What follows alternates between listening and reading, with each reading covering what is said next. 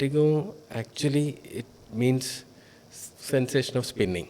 either yourself or surroundings എന്നാണ്. എന്നാൽ നമുക്ക് മൂക്കിനകത്തൂടെ അതിനകത്ത് കിട്ടിയില്ലെങ്കിലും സാരമില്ല, വായക്കൂടെ ആണെങ്കിലും ശ്വസിച്ചാലും മതിയല്ലോ എന്ന് പറയും. ആക്ച്വലി പോരാ. ഈ ഇയർ വാക്സ് ആക്ച്വലി ഒരു പ്രൊട്ടക്റ്റീവ് ഒരു സാധനമാണ്. It is not necessary to be removed all the time.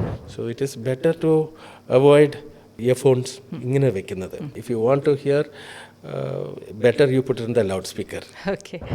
Using phones കഴിയുന്നതും ഡയറക്റ്റായിട്ട് വെക്കാതിരിക്കാൻ നോക്കുക എന്നുള്ളതാണ്. അപ്പോൾ വെച്ചിരിക്കുന്ന ഭാഗത്ത് ആ ഏരിയയിലൊക്കെ ഹിയറിംഗ് ലോസ് വരാനും ട്യൂമേഴ്സ് വരാനും വരെ റീസൺ.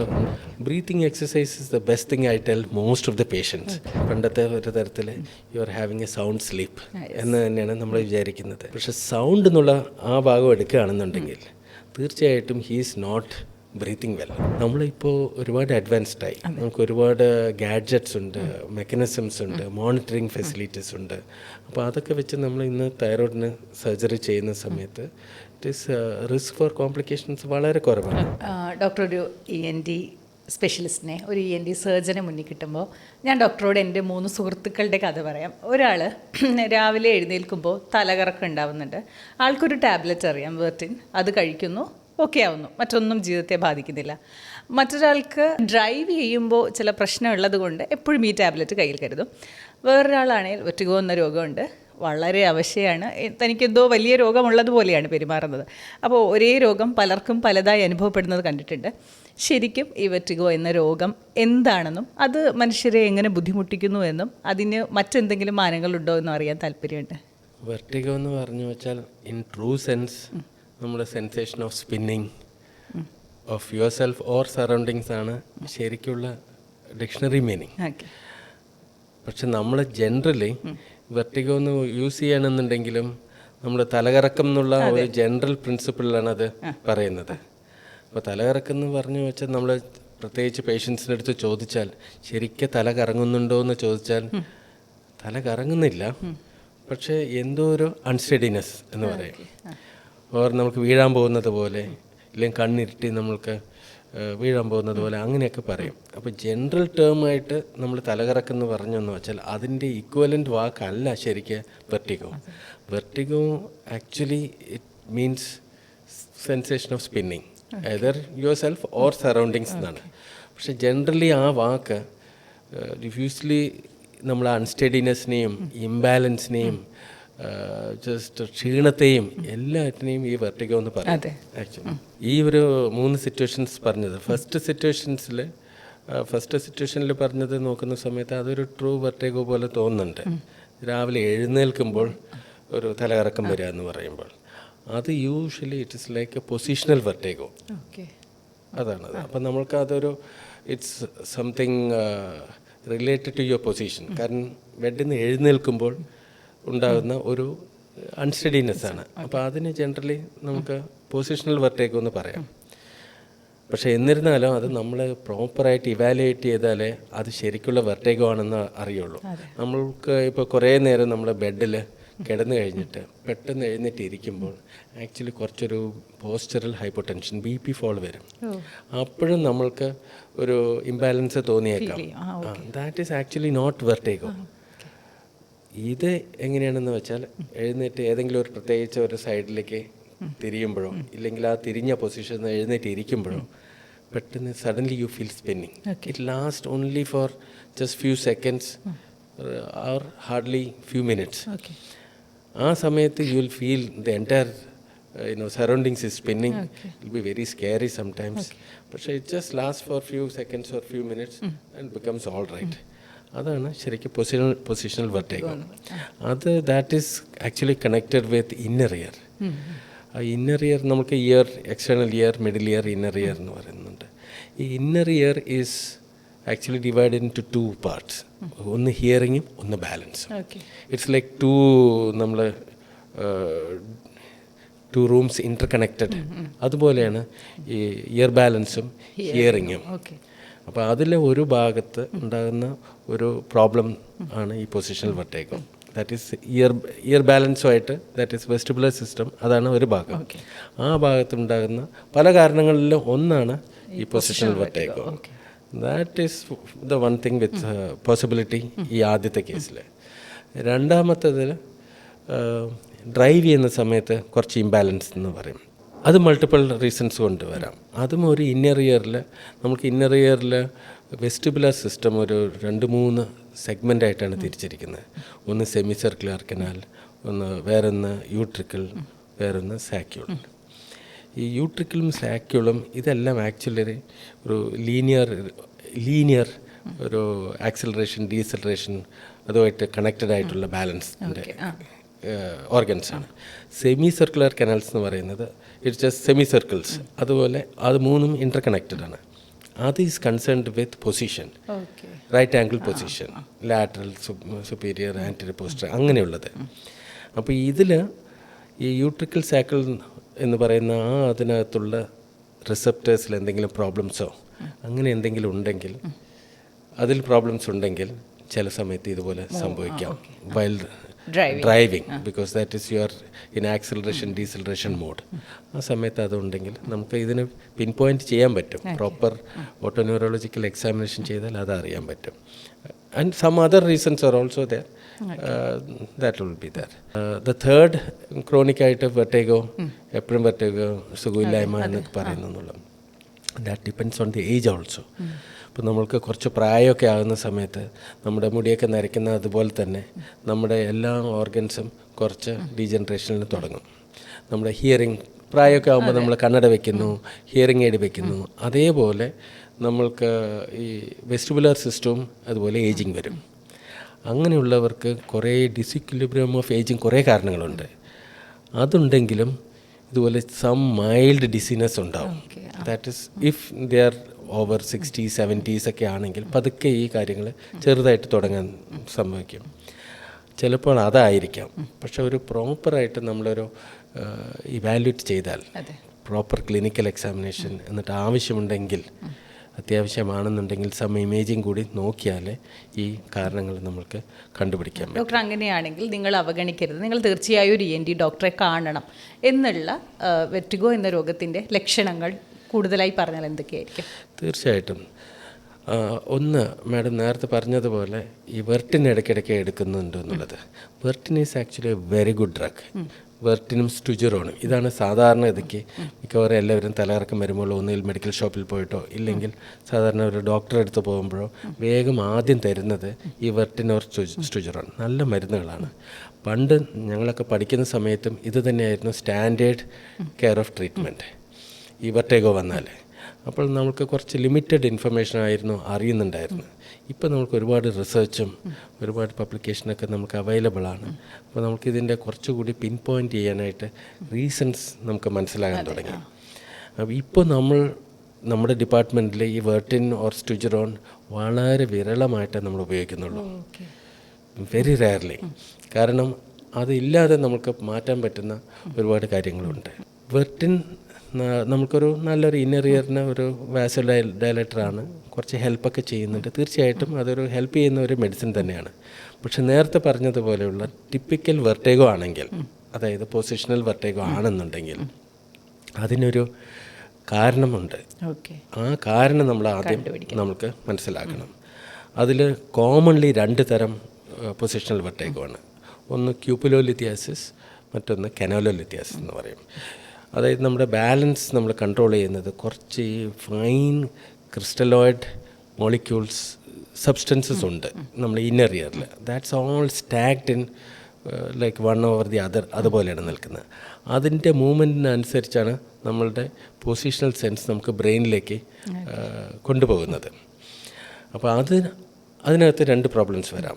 ഒന്ന്, അതിൽ like part of ageing, more calcification, it can become stiff. അപ്പോൾ കറക്റ്റായിട്ട് സെൻസേഷൻ പോവില്ല. ചില സമയത്ത് ആദ്യത്തെ ഏതെങ്കിലും ഒരു ക്രിസ്റ്റൽസ്, ഇതുപോലെയുള്ള സ്മോൾ ക്രിസ്റ്റലോയിഡ് എലമെൻറ്റ്സ് നമ്മൾ ഡിസ്ലോഡ്ജ്ഡ് ആവും. എന്നിട്ട് that will fall into the semi circular canals. അതിൽ 3 സെമി സർക്കുലർ കനാൽസ് ഉണ്ട്, സുപ്പീരിയർ, പോസ്റ്റീരിയർ ആൻഡ് ലാറ്ററൽ. അതാണ്. അപ്പോൾ ഏതെങ്കിലും ഒന്നിലേക്ക് ഇത് വീണ് കഴിഞ്ഞാൽ അതിനകത്ത് ഫ്ലൂയിഡാണ്. അപ്പോൾ ആ ഫ്ലൂയിഡ് നോർമലി നമ്മൾ ഏതെങ്കിലും പൊസിഷനിൽ നീങ്ങുമ്പോൾ ആ ഫ്ലൂയിഡ് മൂവ് ചെയ്യും. നമ്മൾ നിൽക്കുമ്പോൾ, നമ്മൾ ആ മൂവ്മെൻറ്റ് നിൽക്കുമ്പോൾ ആ ഫ്ലൂയിഡ് മൂവ്മെൻറ്റ്സ് നിൽക്കും. പക്ഷേ ഈ ക്രിസ്റ്റൽ അതിനകത്തോട്ട് ഡിസ്ലോജ്ഡായി വീണിട്ടുണ്ടെങ്കിൽ നമ്മളുടെ മൂവ്മെൻറ്റ് നിന്നാലും it will produce a small wave form in the fluid. അപ്പം നമ്മൾക്ക് അവിടുന്ന് സെൻസേഷൻ പോവും. It is continuously I am still moving എന്നുള്ള ഒരു false sense of movement will be transmitted to the brain. അപ്പോൾ നമ്മൾ ഒരു പൊസിഷൻ ഇങ്ങോട്ട് വന്നാലും it is not stopping there. അപ്പോൾ അത് കണ്ടിന്യൂസ് ആയിട്ട് ഇറ്റ് വിൽ സ്പിൻ. പിന്നെ ആ ക്രിസ്റ്റൽ അവിടെ സെറ്റിൽ ചെയ്യുമ്പോഴാണ് ആ മൂവ്മെൻറ്റ് നിൽക്കുള്ളൂ. So that is what usually last for few seconds or few minutes.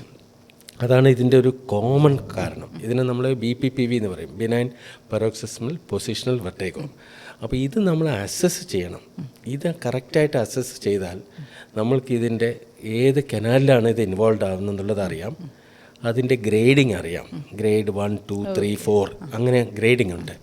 അതിനനുസരിച്ച് ഈ ക്രിസ്റ്റലിനെ, ഡിസ്ലോൺ ചെയ്ത ക്രിസ്റ്റലിനെ നമ്മളൊരു പർട്ടിക്കുലർ മെന്യൂവർ, ഓരോ കനാലിനും ഓരോ മെന്യൂവറാണ്. ആ മെന്യൂവർ നമ്മൾ OP തന്നെ ചെയ്യും. ബെഡിൽ തന്നെ റീപൊസിഷൻ ചെയ്ത് കഴിഞ്ഞാൽ ആ ക്രിസ്റ്റലിന് വേറൊരു കോമൺ സ്ഥലത്തേക്ക്, യൂട്രിക്കലിനകത്തോട്ട് അതിനെ നമ്മൾ മാറ്റാൻ പറ്റും. മാറ്റിക്കഴിഞ്ഞാൽ on the spot your vertigo is cured. മനസ്സിലായോ? അപ്പോൾ അതാണ് ഇതിൻ്റെ കറക്റ്റ് ട്രീറ്റ്മെൻറ്റ്. പക്ഷേ അത് നമ്മൾക്ക് ആദ്യം നമ്മൾ ഈ വെർട്ടിഗോ എന്ന് പറഞ്ഞിട്ട് വരുന്ന സമയത്ത് നമ്മൾക്കത് ഈ പൊസിഷണൽ വെർട്ടിഗോ ആണെന്ന് ആദ്യം നോക്കണം. പൊസിഷണൽ വെർട്ടിഗോ ആണെന്നുണ്ടെങ്കിൽ അത് ഏത് കനാലിലാണ് അത് അഫക്റ്റഡ് ചെയ്ത് ആണെന്ന് നോക്കണം. എന്നിട്ട് അതിൻ്റെ ഏത് ഗ്രേഡാണെന്ന് നമ്മൾക്ക് മനസ്സിലാക്കണം. അതിനനുസരിച്ചാണ് നമ്മൾ ഈ മെന്യൂവർ ചെയ്യുന്നത്.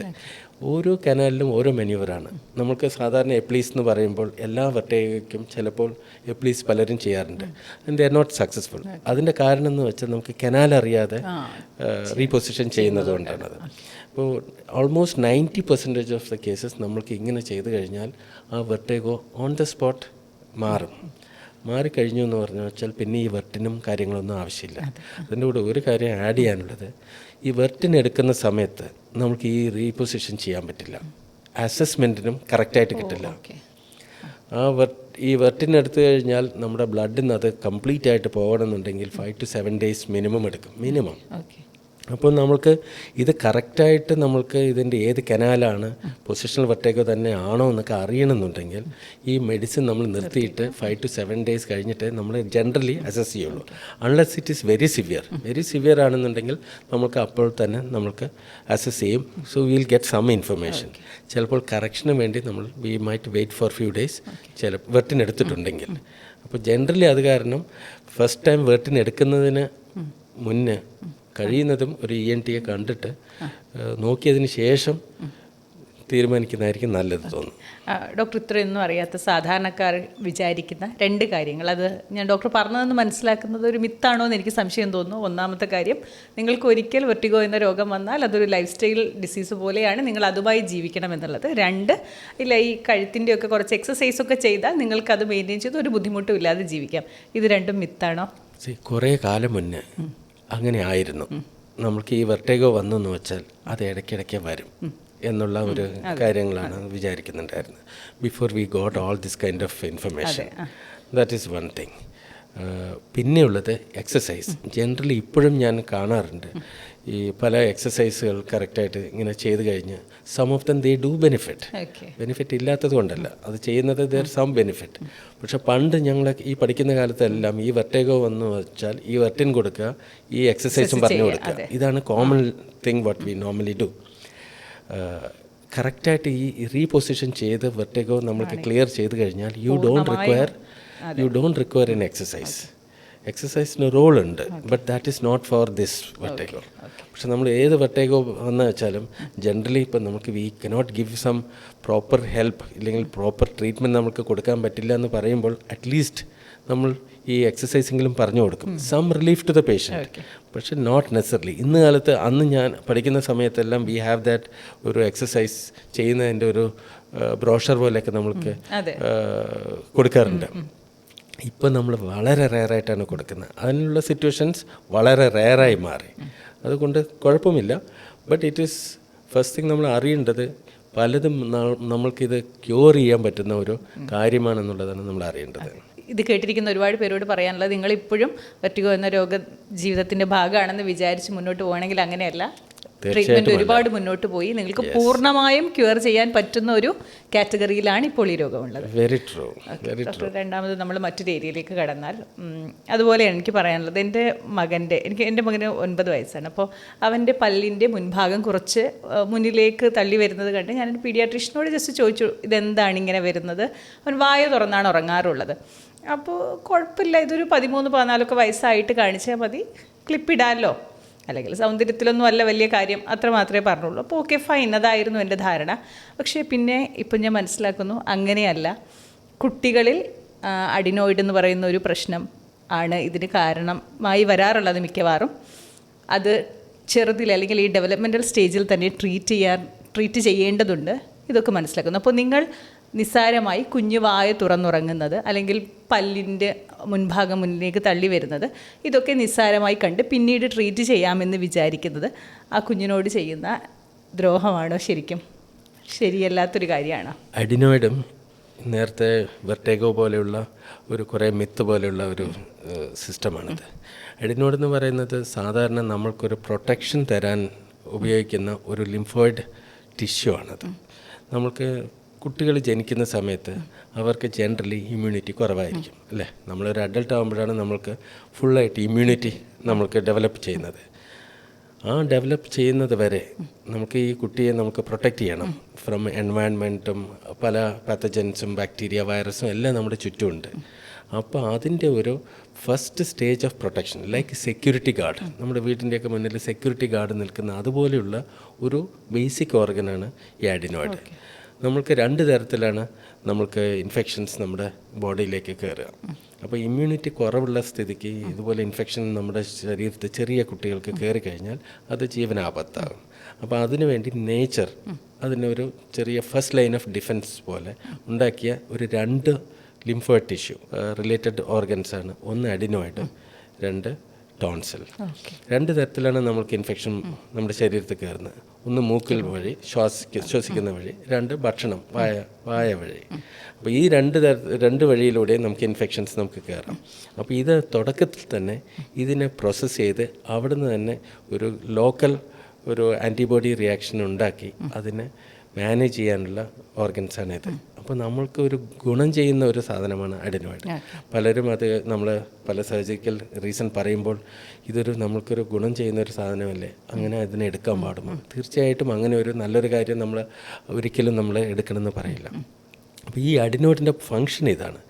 പക്ഷേ as children grows other parts of the immune system, നമുക്ക് lymphoid tissue, lymph nodes, liver, spleen, ഇങ്ങനെ ബോൺ മാരോ, ഇതിലെല്ലാം നമ്മൾക്ക് ഇമ്മ്യൂൺ സിസ്റ്റം ഡെവലപ്പ് ചെയ്തിട്ട് വരുന്നതാണ്.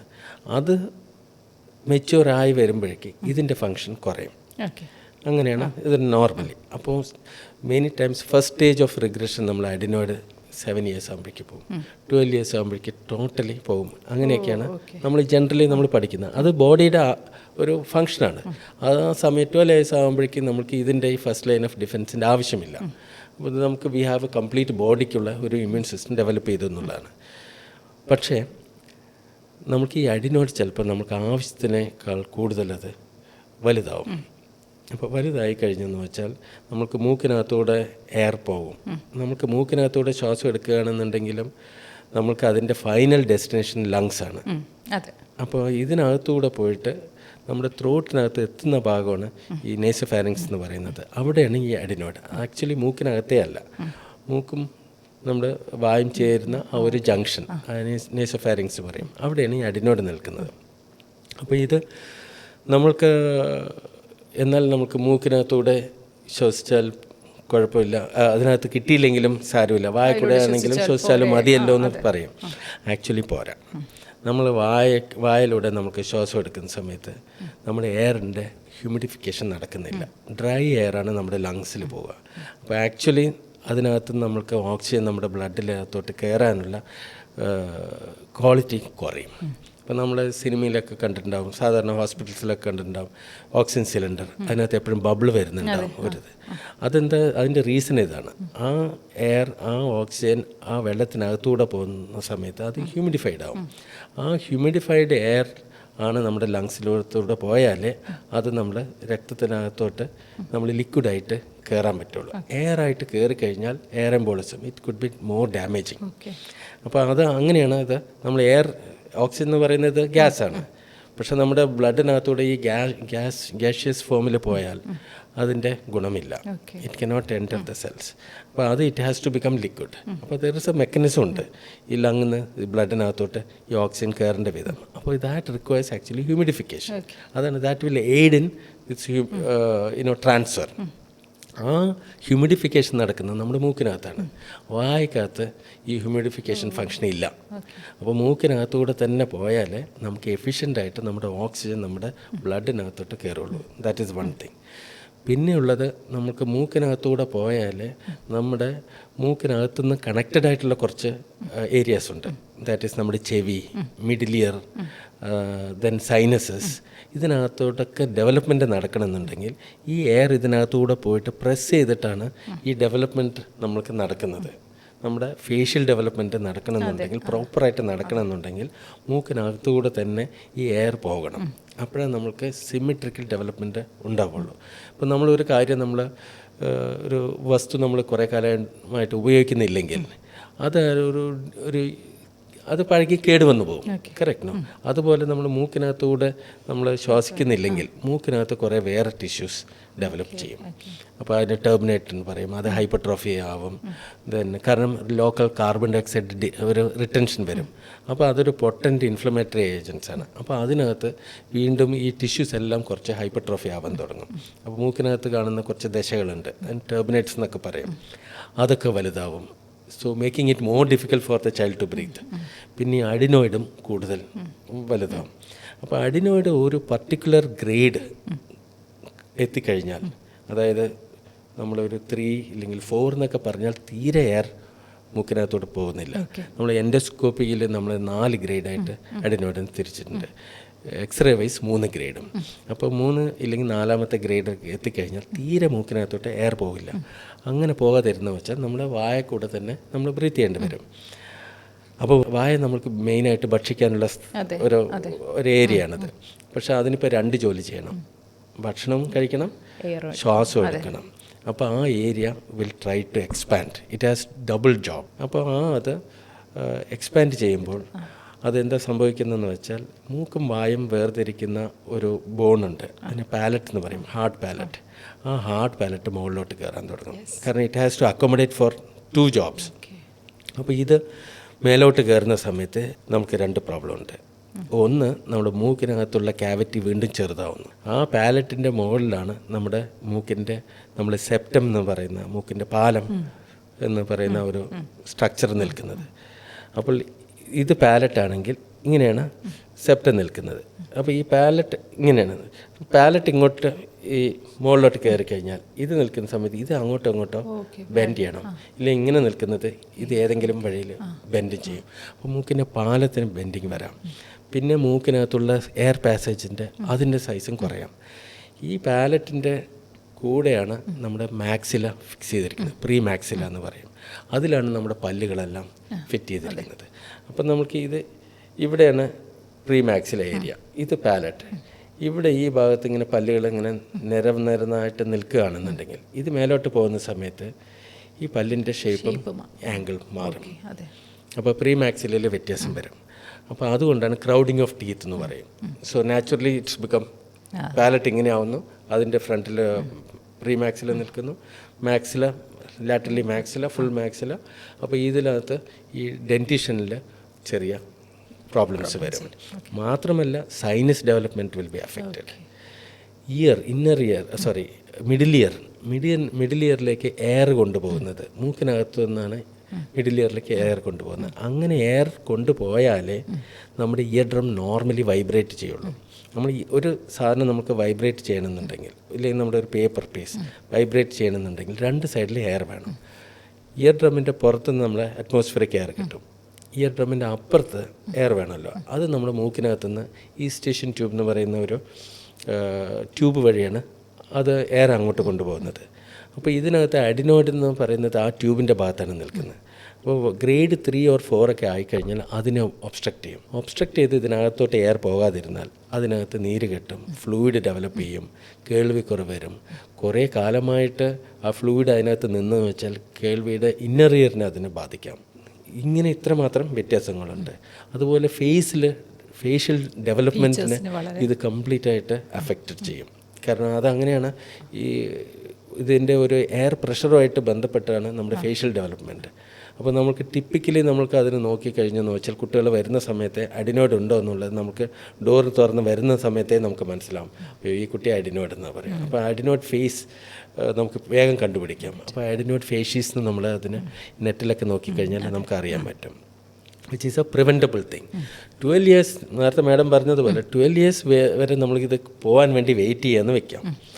അപ്പോഴേക്കും ഈ ഫേഷ്യൽ ഡെവലപ്മെൻറ്റ് ഫുള്ള് ഇത്രയും ഡിസ്റ്റോർട്ടഡ് ആയെങ്കിൽ നമുക്ക് അന്ന് അത് നമുക്ക് ശരി 12 yearsനകത്തത് കംപ്ലീറ്റ് പോയില്ല എന്ന് പറഞ്ഞിട്ട് ആ സമയത്ത് നമ്മൾ അതിനെ സർജറി ചെയ്തിട്ട് മാറ്റാൻ നോക്കിക്കഴിഞ്ഞാൽ ഈ ഫീച്ചേഴ്സ് ഒന്നും തിരിച്ച് നോർമലാവാൻ പോകുന്നില്ല. So timely assessment is required. പണ്ട് നമുക്ക് കുട്ടികളെ ഓപ്പറേറ്റ് ചെയ്യുക എന്ന് പറയുന്നത് ഒരു ലൈഫ് ത്രെറ്റനിങ് കണ്ടീഷൻസിൽ മാത്രമേ നമ്മൾ ഓപ്പറേറ്റ് ചെയ്യുക എന്ന് പറയുള്ളൂ. അപ്പൻഡൈറ്റിസ് ഇല്ലെങ്കിൽ എന്തെങ്കിലും അങ്ങനെയുള്ള കാര്യങ്ങൾ. ഇപ്പോഴങ്ങനെയല്ല. ഇപ്പോൾ നമ്മൾ ക്വാളിറ്റി ഓഫ് ലൈഫ് ഇമ്പോർട്ടൻ്റ് ആണ്. കുട്ടികളുടെ ഡെവലപ്മെൻറ്റ് ഈസ് ഇമ്പോർട്ടൻറ്റ്. കുട്ടികളെ ഈ മൗത്ത് ബ്രീത്തിങ് എന്ന് പറഞ്ഞു വെച്ചാൽ ആക്ച്വലി കറക്റ്റ് നല്ല പ്രോപ്പർ ഓക്സിജനേഷൻ നമുക്ക് ആ കുട്ടികൾക്ക് കിട്ടില്ല. അപ്പോൾ അവരുടെ സ്റ്റഡീസിനെ അത് അഫക്റ്റ് ചെയ്യാം, അവരുടെ സ്ലീപ്പിനെ അഫക്റ്റ് ചെയ്യാം, അവരുടെ ബ്രെയിൻ ഡെവലപ്മെൻറ്റിനെ അഫക്റ്റ് ചെയ്യാം, അവരുടെ ഐക്യുവിനെ അഫക്റ്റ് ചെയ്യാം. നമുക്ക് കുട്ടികൾ നോർമലി പഠിക്കുന്നതിലെല്ലാം പുറകോട്ടാണെന്ന് പറയുമ്പോൾ ആക്ച്വലി 2 പേര് അതിൽ ഇൻവോൾവ് ആവണം. Pediatricians, then the care givers and the ENTs. ഈ കാരണങ്ങൾ എന്തെങ്കിലും ഉണ്ടോ എന്ന് നമുക്ക് നോക്കിയിട്ട് അതിനെ അസസ് ചെയ്യണം. അല്ലാതെ നമ്മൾ ഇത് 12 years വരെ ഇല്ലെങ്കിൽ 10 years വരെ ഇതിട്ട് വെയിറ്റ് ചെയ്യാന്ന് പറയുമ്പോഴേക്കും അത്രമാത്രം ബ്രെയിൻ ഡെവലപ്മെൻറ്റ് ഇല്ലെങ്കിൽ ലങ് ഡെവലപ്മെൻറ്റ് ഇല്ലെങ്കിൽ ഫേഷ്യൽ ഫീച്ചേഴ്സ് ഇതൊക്കെ അഫക്റ്റഡ് ആയത് നമുക്ക് പെട്ടെന്ന് റിവേഴ്സ് ചെയ്യാൻ പറ്റില്ല. ഡോക്ടർ, പാരൻസിനെ കണക്ട് ചെയ്യാൻ വേണ്ടിയിട്ട് ഞാനൊരു എക്സ്പ്ലനേഷൻ ചോദിക്കുകയാണ്. ഞാൻ ജസ്റ്റ് ഒന്ന് നെറ്റിൽ സെർച്ച് ചെയ്തപ്പോൾ കണ്ടതാണ് ഈ ഡോക്ടർ ഇപ്പോൾ പറഞ്ഞ മൗത്ത് ബ്രീത്തിങ്ങും ബ്രെയിൻ ഡെവലപ്മെൻറ്റും തമ്മിൽ ബന്ധമുണ്ടെന്ന്. കുട്ടികൾ ഈ ഏർലി ഡെവലപ്മെൻറ്റ് സ്റ്റേജിലാണ് ഈ അഫക്റ്റ് ചെയ്യുന്നത് ഈ പ്രശ്നം. അപ്പോൾ എങ്ങനെയാണ് ഈ മൗത്ത് ബ്രീത്തിങ്ങും ബ്രെയിൻ ഡെവലപ്മെൻറ്റും ബന്ധപ്പെട്ടിരിക്കുന്നത്? അത് നേരത്തെ ഞാൻ അത് പറഞ്ഞതുപോലെ തന്നെയാണ്. ദാറ്റ് ഈസ് നമ്മൾ കുറേ മൗത്ത് ബ്രീത്തിങ് ചെയ്യുമ്പോൾ അതിനകത്തൂടെ പോകുന്നത് ഹ്യൂമിഡിഫൈഡ് എയർ അല്ല, ഡ്രൈ എയറാണ്. ആ ഡ്രൈ എയറിനകത്തൂടെ പോകുന്ന സമയത്ത് നമ്മുടെ ലങ്ങിനകത്തൊരു ലൈനിങ് ഉണ്ട്, സർഫാക്റ്റൻറ്റും ആൾസ് തിൻ ലെവൽ ഓഫ് ഫ്ലൂയിഡാണ്. അപ്പോൾ അതിനകത്തുനിന്ന് വേണം നമ്മുടെ ബ്ലഡിനകത്തോട്ട് ഓക്സിജൻ കയറി പോകാനായിട്ട്. ഇതുപോലെ ഡ്രൈ എയർ അതിനകത്തൂടെ പോകുന്ന സമയത്ത് ഈ ലങ്ങിൻ്റെ ലൈനിങ് എല്ലാം ഈ fluid thin film of fluid എല്ലാം ഡ്രൈ ആവും. സോ നന്നായിട്ട് ഓക്സിജൻ നമ്മുടെ ബ്ലഡിനകത്തോട്ട് കയറില്ല. ബ്ലഡിനകത്തോട്ട് ഓക്സിജൻ കയറിയാലേ നമ്മുടെ ബ്രെയിനകത്തോട്ടും ഓക്സിജൻ എത്തുള്ളൂ. അതാണ് അതിൻ്റെ ഒരു മെയിൻ കാരണം. 2, നമ്മൾ ക്രോണിക്കായിട്ട് മൗത്ത് ബ്രീത്തിങ് ചെയ്യുന്ന സമയത്ത് ക്രോണിക്കായിട്ടുള്ള ലങ് ഡിസീസ് വരും, റിയാക്റ്റീവ് എയർവേ ഡിസീസ്, അങ്ങനെയൊക്കെ പല കാരണങ്ങൾ കൊണ്ട് അത് എപ്പോഴും ചുമയും chronic recurrent upper respiratory infections വരും. They are all prone for frequent infection. കാരണം എപ്പോഴും ഇതുപോലെ ഡ്രൈ എയർ പോകുന്ന സമയത്ത് പ്രോബ്ലംസ് വരും. ഡ്രൈ എയർ മാത്രമല്ല, നമ്മുടെ എയറിനകത്ത് ഒരുപാട് പൊല്യൂട്ടൻസ് ഉണ്ട്, ഡസ്റ്റ് പാർട്ടിക്കിൾസ് ഉണ്ട്, അലർജൻസ് ഉണ്ട്. ഈ സാധനത്തിൻ്റെ എല്ലാം ഫിൽട്രേഷൻ നടക്കുന്ന നമ്മുടെ മൂക്കിനകത്തൂടെയാണ്. അപ്പോൾ നമ്മുടെ വായക്കൂടെ പോകുന്ന സമയത്ത് ഇതിനൊന്നും ഫിൽട്ടർ ചെയ്യാൻ പറ്റില്ല. മൂക്കിനകത്ത് ദർ ആർ സം മ്യൂക്കസ് ഉണ്ട്, അതിനകത്ത് ഈ ഡസ്റ്റ് പാർട്ടിക്കിൾസ് എല്ലാം ലോഡ്ജ്ഡ് ആവും. So it will get stuck there. അവിടെ തന്നെ അതിന് പ്രോസസ്സ് ചെയ്തിട്ട് അതിന് ഡീൽ ചെയ്യാനുള്ള ഒരു കപ്പാസിറ്റി നേസൽ ക്യാവിറ്റിക്ക്, നേസൽ സെക്രീഷനും എല്ലാം ഉണ്ട്. അതിനകത്തൊക്കെ കുറേ ലൈസോസോംസ്, ഒരുപാട് കെമിക്കൽസ് ഉണ്ട് to deal with some pathogens and particles. വായക്കകത്ത് ഇതൊന്നും ഫങ്ഷനില്ല. അപ്പോൾ ഇതെല്ലാം നമ്മൾ നേരെ ലങ്സിനകത്തോട്ട് പോകുന്നു, ഫ്രീക്വൻറ്റ് ലങ് ഇൻഫെക്ഷൻസ് വരുന്നു. ഇതെല്ലാം ആകുന്ന സമയത്ത് അൾട്ടിമേറ്റ്ലി നമ്മുടെ ഓക്സിജൻ അളവ് നമ്മുടെ ബ്ലഡിനകത്ത് ക്രമാതീതമായിട്ട് കുറയും. ആൻഡ് ദാറ്റ് വിൽ ഇൻഫാക്ട് നമ്മുടെ ബ്രെയിൻ ഡെവലപ്മെൻറ്റ് അഫക്റ്റ് ചെയ്യും. കാരണം brain is also developing equally. നമുക്ക് സോ അതിനും ഇതുപോലെ അഡിക്വേറ്റഡ് എമൗണ്ട് ഓഫ് ഓക്സിജൻ വേണം. ഈ അഡിനോയിഡ് പറഞ്ഞ ഒരു കാര്യം കൂടി പറയാനായിട്ട് ഞാൻ വിചാരിക്കുന്നു. നേരത്തെ ഞാൻ പറഞ്ഞതുപോലെ ഈ അഡിനോയിഡ് നമുക്ക് ഈ ഒരു സെക്യൂരിറ്റി ഗാർഡ് പോലെയാണ്. അപ്പോൾ നമ്മൾക്ക് നമ്മുടെ ഒരു സെക്യൂരിറ്റി ഗാർഡുണ്ട്, നമ്മൾക്കെന്ന് വയ്ക്കാം. പക്ഷേ ആ സെക്യൂരിറ്റി ഗാർഡ് തന്നെ കള്ളനായാൽ എന്ത് സംഭവിക്കും? നമ്മൾക്ക് പിന്നെ ആ സെക്യൂരിറ്റി ഗാർഡിനെ അവിടെ നിർത്താൻ പറ്റുമോ? ഇല്ല. അതുപോലെയാണ് ഈ അഡിനോയിഡ് നമുക്ക് ഗുണം ചെയ്യുന്ന ഒരു കാര്യമാണ്, ഒരു ഓർഗനാണ്. പക്ഷേ അതിനേക്കാൾ കൂടുതൽ നമുക്ക് നമ്മുടെ ശരീരത്തിന് ദോഷം ചെയ്യുമ്പോൾ പിന്നെ അവിടെ നിർത്താൻ പറ്റില്ല. അധികമായാൽ അമൃതം വിഷം, അതുപോലെയുള്ള ഒരു സിറ്റുവേഷനാണ്. അപ്പോൾ നമുക്ക് പ്രൊട്ടക്റ്റ് ചെയ്യേണ്ട സാധനം ഓവർ എ ലോങ് പീരിയഡ് ഇതിൻ്റെ ഗ്രേഡൊക്കെ വലുതാണെന്നുണ്ടെങ്കിൽ നമ്മൾക്കത് കൂടുതൽ ഉപദ്രവം ചെയ്യുന്നു എന്ന് പറയുന്ന സമയത്ത് നമ്മൾക്ക് അതിനെ നീക്കം ചെയ്യേണ്ട ആവശ്യമുണ്ട്. സോ അത് ഇന്ന് കാലത്ത് വളരെ സിമ്പിളായിട്ട് വിത്തിൻ ഫ്യൂ മിനിറ്റ്സ് കൊണ്ട് അതിനെ നമ്മൾക്ക് സർജിക്കലി എടുത്തു മാറ്റാൻ പറ്റുന്ന ഒരു മെക്കാനിസംസ് ഉണ്ട്. ഡോക്ടർ, ഇതിൽ 2 സംശയങ്ങളുള്ളത്. ഒന്ന്, നമ്മൾ ആദ്യം നമുക്കറിയുന്നത് നെയ്സൽ സ്പ്രേ ഉപയോഗിച്ചാൽ മതി എന്നുള്ളതാണ്. അത് പൂർണ്ണമായിട്ടും അല്ല, ഏത് ഗ്രേഡ് വരെയുള്ള അഡിനോയിഡിനെ ട്രീറ്റ് ചെയ്യാൻ നമുക്ക് നേസൽ സ്പ്രേസ് ഉപയോഗിക്കാം. 2, ഏത് ഘട്ടത്തിലാണ് ഇത് സർജറി എന്നുള്ള ഓപ്ഷനിലേക്ക് പോകുന്നത്? എന്തായാലും പാരൻസിന്, ചെറിയ കുട്ടികളാണ്, സർജറി എന്ന വാക്ക് കേൾക്കുമ്പോൾ ടെൻഷൻ ഉണ്ടാവും. അപ്പോൾ കുട്ടികളിൽ ഇത്തരം സർജറി സേഫ് ആണെന്ന് ഡോക്ടർ പറഞ്ഞു. അതിൻ്റെ കൂടുതൽ വിവരങ്ങൾ കൂടി ഒന്ന് പറയും. അഡിനോയിഡ് സർജറി നേരത്തെ പറഞ്ഞതുപോലെ തന്നെ നമ്മൾക്ക് പണ്ട് നമ്മൾ സർജറി കുട്ടികൾക്ക് ചെയ്യാന്ന് പറഞ്ഞാൽ ഇറ്റ് ഈസ് വെരി റിസ്കി. അതിൽ main risk is because of anaesthesia. അന്ന് അത്ര അനസ്തീഷ്യ, സേഫ് ഡ്രഗ്സ് അധികമില്ല, എക്സ്പെർട്ടീസ് കുറവ്, മോണിറ്ററിങ് കുറവ്, പോസ്റ്റ് ഓഫ് കെയർ കുറവ്, അങ്ങനെയുള്ള കുറേ കാര്യങ്ങളുണ്ടായിരുന്നു. കാരണം ഇതെല്ലാം നമുക്ക് അനസ്തീഷ്യ കൊടുക്കാതെ ചെയ്യാൻ പറ്റില്ല, ചെറിയ കുട്ടികളല്ലേ. അപ്പോൾ ആ ഒരു ആസ്പെക്റ്റാണ് നമ്മൾ ഇതിൽ കാണുന്നത്. നമുക്കത് ചെയ്യാം. സോ ഇതിൻ്റെ ഗ്രേഡ് നോക്കിയിട്ടാണ് നമ്മൾ ചെയ്യുന്നത്. അപ്പോൾ ഗ്രേഡ് 3 ഒക്കെ വരികയാണെന്നുണ്ടെങ്കിൽ, 3 എന്ന് പറയുന്ന സമയത്ത് നമുക്ക് അത് ഈസ്റ്റേഷൻ ട്യൂബിൻ്റെ ഒരു ലെവൽ വെച്ചിട്ടാണ് നമ്മൾ അഫക്റ്റ് ചെയ്യുന്നത്. ഈസ്റ്റേഷൻ ട്യൂബിൻ്റെ മോൾ ഭാഗം അതുവരെ ടച്ച് ചെയ്യണമെങ്കിൽ grade 2. Grade 1 is very small. Okay, അതിൻ്റെ താഴോട്ട് വരുമ്പോഴേക്ക് 3ക്ക് A, B, C എന്നുള്ള സബ് ഗ്രേഡ്സ് ഉണ്ട്. ഗ്രേഡ് 4 എന്ന് പറഞ്ഞു വെച്ചാൽ നമ്മുടെ പാലറ്റ് വരെയായി ടോട്ടലി ഒബ്സ്ട്രക്ഷൻ. സർജറി ചെയ്തേ പറ്റൂ. അതിന് നമ്മൾക്ക് ഈ സ്പ്രേ ഒന്നും വലിയ കാര്യങ്ങളില്ല. നമുക്ക് എൻഡോസ്കോപ്പി ചെയ്ത് നോക്കുമ്പോഴാണ് ഈ ഗ്രേഡ് കാണുന്നത്. അപ്പോൾ അത് നമുക്ക് വൃത്തിയായിട്ട് വിഷ്വലൈസ് ചെയ്യാൻ പറ്റും. യൂഷ്വലി നമ്മൾ എൻഡോസ്കോപ്പി ചെയ്യുന്ന സമയത്ത് ഈ കുട്ടികളുടെ കൂടെ തന്നെ നമ്മൾ പാരൻസിനെയും വിളിച്ച് നിർത്തി കാണിച്ചു കൊടുക്കും. ചില സമയത്ത് നമുക്ക് ഈ ചില കാര്യങ്ങൾ പറഞ്ഞു കൊടുക്കും. എന്നാലേ നമുക്ക് സ്പ്രേ എല്ലാം ഒരു പ്രോപ്പറായിട്ട് ചെയ്യുള്ളൂ. ഗ്രേഡ് 1 ട്രീറ്റ്മെൻറ്റ് ആവശ്യമില്ല. That is part of its normal regression ഫേസാണ്. ഗ്രേഡ് 2 ചെറിയ അലർജിയൊക്കെ ഉള്ള കുട്ടികൾക്ക് കുറച്ച് ഗ്രേഡ് 2 കാണും. Even that doesn't require aggressive treatment. Grade 3 ABC ഉണ്ട്. അപ്പോൾ അതിൽ ആണ് നമ്മൾ ട്രീറ്റ്മെൻറ്റ് നമ്മൾ നോക്കുന്നത്. അതിൽ ട്രീറ്റ്മെൻറ്റ് നമുക്ക് ഒന്ന് റിക്കറൻറ്റ് ഇൻഫെക്ഷനൊക്കെ ആണെങ്കിൽ, ഇൻഫെക്ഷൻസ് വരുന്ന സമയത്ത് അഡിനോയിഡ് വലുതാവും. അപ്പോൾ അത് ഇൻഫെക്ഷൻസൊക്കെ മാറ്റാനായിട്ട് ആൻറ്റിബയോട്ടിക്സ് എല്ലാം കൊടുത്ത് നമ്മൾ നോക്കും. ഇൻഫെക്ഷൻസ് എല്ലാം കുറഞ്ഞു കഴിഞ്ഞാൽ പിന്നെ നമ്മൾക്ക് ഈ സ്പ്രേസ് നോക്കും. ഈ spray is basically anti allergic sprays ആണിത്. വലിയ ഹാംഫുൾ ആയിട്ടുള്ള അല്ലാത്ത ഒരു ലൈറ്റ് സ്റ്റീറോയിഡ് സ്പ്രേസ് ആണിത്. അത് അധികം നമ്മൾ ഉപയോഗിക്കുന്നത് അലർജിയുള്ള കുട്ടികൾക്കാണ്. അപ്പോൾ നമ്മൾക്ക് ഈ ഇത്രയും ഗ്രേഡെല്ലാം നമുക്ക് കാണുകയാണെങ്കിൽ നമ്മളൊരു ബ്ലഡ് ടെസ്റ്റൊക്കെ ചെയ്യും. കുട്ടികൾ എത്രമാത്രം ഈ അലർജിയുടെ കമ്പോണൻറ്റ്സ് നമ്മുടെ ബ്ലഡിലുണ്ട്, അബ്സല്യൂട്ട് ഈസിനോഫിൽ കൗണ്ട് ഇല്ലെങ്കിൽ സിറം ഇമ്യൂണോഗ്ലോബുലിൻ്റെ അതിൻ്റെ ടൈറ്റർ എത്രയുണ്ട് നമ്മൾ നോക്കും. അതെല്ലാം കൂടി നോക്കി നമ്മൾക്ക് ഒരു സ്കോറിങ് കിട്ടും. അതിനനുസരിച്ചാണ് നമ്മൾ പിന്നെ മെഡിക്കൽ ട്രീറ്റ്മെൻറ്റ് നമ്മൾ നോക്കുന്നത്. എല്ലാ ഗ്രേഡ് 3യും നമ്മൾ സർജറി ചെയ്യില്ല. അപ്പോൾ അതിലിത് നോക്കിയിട്ട് ഈ സ്കോറിങ് നോക്കിയിട്ട് okay this candidate is suitable for medical treatment നമ്മൾ തീരുമാനിച്ചു കഴിഞ്ഞാൽ നമ്മൾ ഈ സ്പ്രേ സ്റ്റാർട്ട് ചെയ്യും. സ്പ്രേ ആൻറ്റി അലർജിക് ആയിട്ടുള്ള ഒരു ഫങ്ഷനാണിത്. അപ്പോൾ മൂക്കിനകത്ത് കുറച്ച് അലർജിയൊക്കെ കൂടുതലുള്ളവർക്ക് അഡിനോയിഡും കുറച്ച് കൂടുതൽ ചാൻസ് ഉണ്ട്. അപ്പോൾ അത് മൂക്കിനകത്ത് സ്പേസ് കുറയും.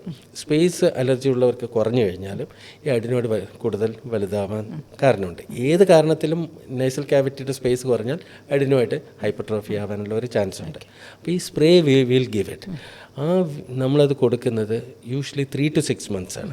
നമ്മൾ ഒരാഴ്ചയോ ഇല്ലെങ്കിൽ ഒരു മാസമോ അടിച്ചിട്ട് നമ്മൾ ഈ ഡോക്ടർ ഒന്നുകൂടി നമ്മൾ സ്കോപ്പ് ചെയ്ത് നോക്കാം എന്ന് പറഞ്ഞ് നമ്മൾ ചെയ്യാറില്ല. അതിൻ്റെ ഫുൾ ഇഫക്റ്റ് നമുക്ക് അറിയണമെന്നുണ്ടെങ്കിൽ minimum 3 months 3 months to 6 months കഴിഞ്ഞിട്ട് നമ്മൾ വീണ്ടും സ്കോപ്പ് ചെയ്ത് നോക്കും, എത്രമാത്രം ഇത് കുറഞ്ഞിട്ടുണ്ടോ നോക്കും. ചില സമയത്ത് റെയർലി നമ്മൾക്ക് ഇത് കുറയുന്നതിന് പകരം അത് കണ്ടിന്യൂ ടു ഗ്രോ. ആ സമയത്ത് നമ്മൾ സർജറി പറയും. അപ്പോൾ ഗ്രേഡ് 3C 3B ഒക്കെ ആണ് പെർസിസ്റ്റ് ചെയ്യുകയാണെന്നുണ്ടെങ്കിൽ in spite of medical treatment നമ്മൾ ഈ സ്പ്രേസ് എല്ലാം കൊടുത്തു, 3 to 6 months നമ്മൾ നോക്കി, there is no improvement, ear problems persistent ആയിട്ട് വരുന്നു, മിഡിൽ ഇയറിൽ ഇൻഫെക്ഷൻസ് വരുന്നു, ഓട്ടൈറ്റിസ് മീഡിയ വരുന്നു, കേൾവിക്കുറവ് സംഭവിക്കുന്നു. അങ്ങനെയെല്ലാം നമ്മൾ ഉള്ള പേഷ്യൻറ്റിന് നമ്മൾ 3 months 6 months എടുത്തിട്ട് ഒരു വ്യത്യാസമൊന്നും ഇല്ലെങ്കിൽ തീർച്ചയായിട്ടും നമ്മൾ അഡിനോയിഡ് എടുത്ത് നമുക്ക് മാറ്റണം. ഇല്ലെങ്കിൽ ഇതിൻ്റെ കോംപ്ലിക്കേഷൻസ് വരും. നമുക്ക് നോട്ട് ജസ്റ്റ് ലങ് കോംപ്ലിക്കേഷൻസ്, ഈ മിഡിൽ ഇയറിലെ കോംപ്ലിക്കേഷൻസ് വരും, റിക്കറൻറ്റ് സൈനസൈറ്റിസ് വരാൻ ചാൻസ് ഉണ്ട്. അപ്പോൾ അങ്ങനെയുള്ള സിറ്റുവേഷൻസെല്ലാം നമുക്കത് എടുക്കും. ഗ്രേഡ് 4 നമ്മൾ സാധാരണഗതിക്ക് നമ്മൾ പറയും ഈ സ്പ്രേ ഒന്നും അടിച്ചിട്ട് ഇനി കാര്യമൊന്നുമില്ല. സോ എത്ര സ്പ്രേ അടിച്ച് കുറഞ്ഞാലും അത് ഇത്രേ കുറയുള്ളൂ. ആൻഡ് ഇത് ഫുള്ള് അങ്ങനെ അടിച്ച് മാറണമെന്നുണ്ടെങ്കിൽ ഇറ്റ് മൈറ്റ് ടേക്ക് സെഞ്ചുറീസ്. അപ്പോൾ അത് ചെയ്യില്ല. ആൻഡ് ഇന്ന് കാലത്ത് surgery is very safe. It hardly takes less than half an hour the whole procedure കഴിയാനായിട്ട്. 5-10 minutesനകത്ത് whole surgery is usually over. ഇപ്പോൾ നമുക്കിന്ന് ഒരുപാട് അഡ്വാൻസ്ഡ് മെക്കാനിസം ഉണ്ട്. ഇന്ന് ലോകത്ത് ഏറ്റവും അഡ്വാൻസ്ഡ് ആയിട്ട് നമ്മൾ ചെയ്യുന്നത് എൻഡോസ്കോപ്പിക് കോബ്ലേഷൻ അഡിനോയിഡക്ടമി. നമ്മൾ കീ ഹോളിലൂടെ തന്നെ എൻഡോസ്കോപ്പിലൂടെ തന്നെ നമ്മൾ നോക്കി ഒരു ലേസർ പോലെയുള്ള വേപ്പറൈസ് ചെയ്യുന്ന ഒരു മെക്കാനിസമാണ് ഈ കോബ്ലേഷൻ എന്ന് പറയുന്നത്. So without cutting and all it will just vaporise almost like a magic. Hardly any bleeding. The whole procedure will be over in less than 10 minutes and done. And immediately the child can breathe well through the nose. Okay. Doctor ഇതിൻ്റെ ഒരു age group കൂടെ പറയും. ഒരു സർജറിക്കായി ഒരു കുഞ്ഞിനെ doctor suggest ചെയ്യുകയാണെങ്കിൽ അത് ഏതൊരു ഏജ് ഗ്രൂപ്പിലായിരിക്കും ഏറ്റവും ഐഡിയലായി ഇത് ചെയ്യുന്നത്? കറക്റ്റ്. അപ്പോൾ നമ്മൾക്ക് ഇപ്പോൾ ജനിച്ച സമയം മുതൽ ചില കുട്ടികൾക്ക് അഡിനോയിഡ് കുറച്ച് വലുതുണ്ടാവും. But will give some time. നമുക്ക് കുട്ടികൾക്ക് 2 കാര്യങ്ങൾ നമ്മൾക്ക് അറിയണം. ഒന്ന്, നമ്മൾക്ക് അതിനകത്ത് ചെയ്യാനുള്ള കുട്ടികളുടെ ഒരു വെയിറ്റ് ഉണ്ട്. ദാറ്റ് ഹാസ് ടു ബി ഒരു ഓപ്റ്റിമം വെയിറ്റ് ആവണം. റഫ്ലി അറൗണ്ട് 3 years. 3 years നമ്മൾ വരെ നോക്കും. ഈവൻ ലെസ് ദാൻ 3 yearsൽ നമ്മൾ വി സംടൈംസ് ഡു. തീരെ ബ്രീത്തിങ് ഇല്ലെങ്കിൽ നമുക്ക് നോക്കും. പക്ഷേ ലെസ് ദാൻ 3 years ആണെങ്കിൽ നമുക്ക് വേറെ കാരണങ്ങൾ കൂടി നമുക്ക് നോക്കാനുണ്ട്. അഡിനോയിഡ് പോലെ വിചാരിക്കുന്ന വേറെ കുറേ കാര്യങ്ങളുണ്ട് which also lead to mouth breathing, like piriform aperture stenosis എന്ന് പറയും, പാർഷ്യൽ കോയിനൽ അട്രീഷ്യ, അങ്ങനെയുള്ള കാര്യങ്ങൾ ഉണ്ട്. അതും which will end up with mouth breathing അതുണ്ട്. സോ ആ കാര്യങ്ങളൊക്കെ നമ്മൾ നോക്കാനുണ്ട് ലെസ് ദാൻ 3 yearsൽ. അപ്പോൾ അത് നോക്കി റഫ്ലി from 3 years we'll assess adenoid, അങ്ങനെയാണ് നോക്കുന്നത്. പക്ഷേ ഈവൻ 2 yearsൽ റിക്കറൻറ്റ് ഓട്ടൈറ്റിസ് മീഡിയ വരുന്നു ആൻഡ് ഗ്രേഡ് 4 അഡിനോയിഡ് ആണെന്നുണ്ടെങ്കിൽ വിൽ ട്രൈ ടു റിമൂവ്. കാരണം ഇല്ലെങ്കിൽ റിക്കറൻറ്റ് ഓട്ടൈറ്റിസ് മീഡിയ വന്ന് ഇയർ ഡ്രം റപ്ചർ ചെയ്ത് ഹിയറിങ്ങിനെ അഫക്റ്റ് ചെയ്യുന്നു. All these things it is more dangerous. So റഫ്ലി about from 3 years you can do വേണമെന്നുണ്ടെങ്കിൽ. Commonly from 3, 4, 5 but before 7 will try to clear the adenoid problem. കാരണം നമുക്ക് dentition is important, ഡെൻറ്റിഷൻ്റെ fixation is important. അല്ലെങ്കിൽ നമ്മൾ ഇതെല്ലാം correct ചെയ്തിട്ട് നമുക്ക് കുട്ടികളുടെ ഡെൻറ്റിഷൻ അബ്നോർമാലിറ്റി ഉണ്ടെങ്കിൽ നമ്മൾ ക്ലിപ്പൊന്നും ഇട്ടാൽ അത് നിൽക്കില്ല. കാരണം ഈ മൗത്ത് ബ്രീത്തിങ് മാറാതെ റീസൺ വേറെയാണ്, അത് നിൽക്കില്ല. So then there is no point in that. Of course we have seen adenoid, even we have seen adenoid in adults also. കാരണം അത് they have lived with that.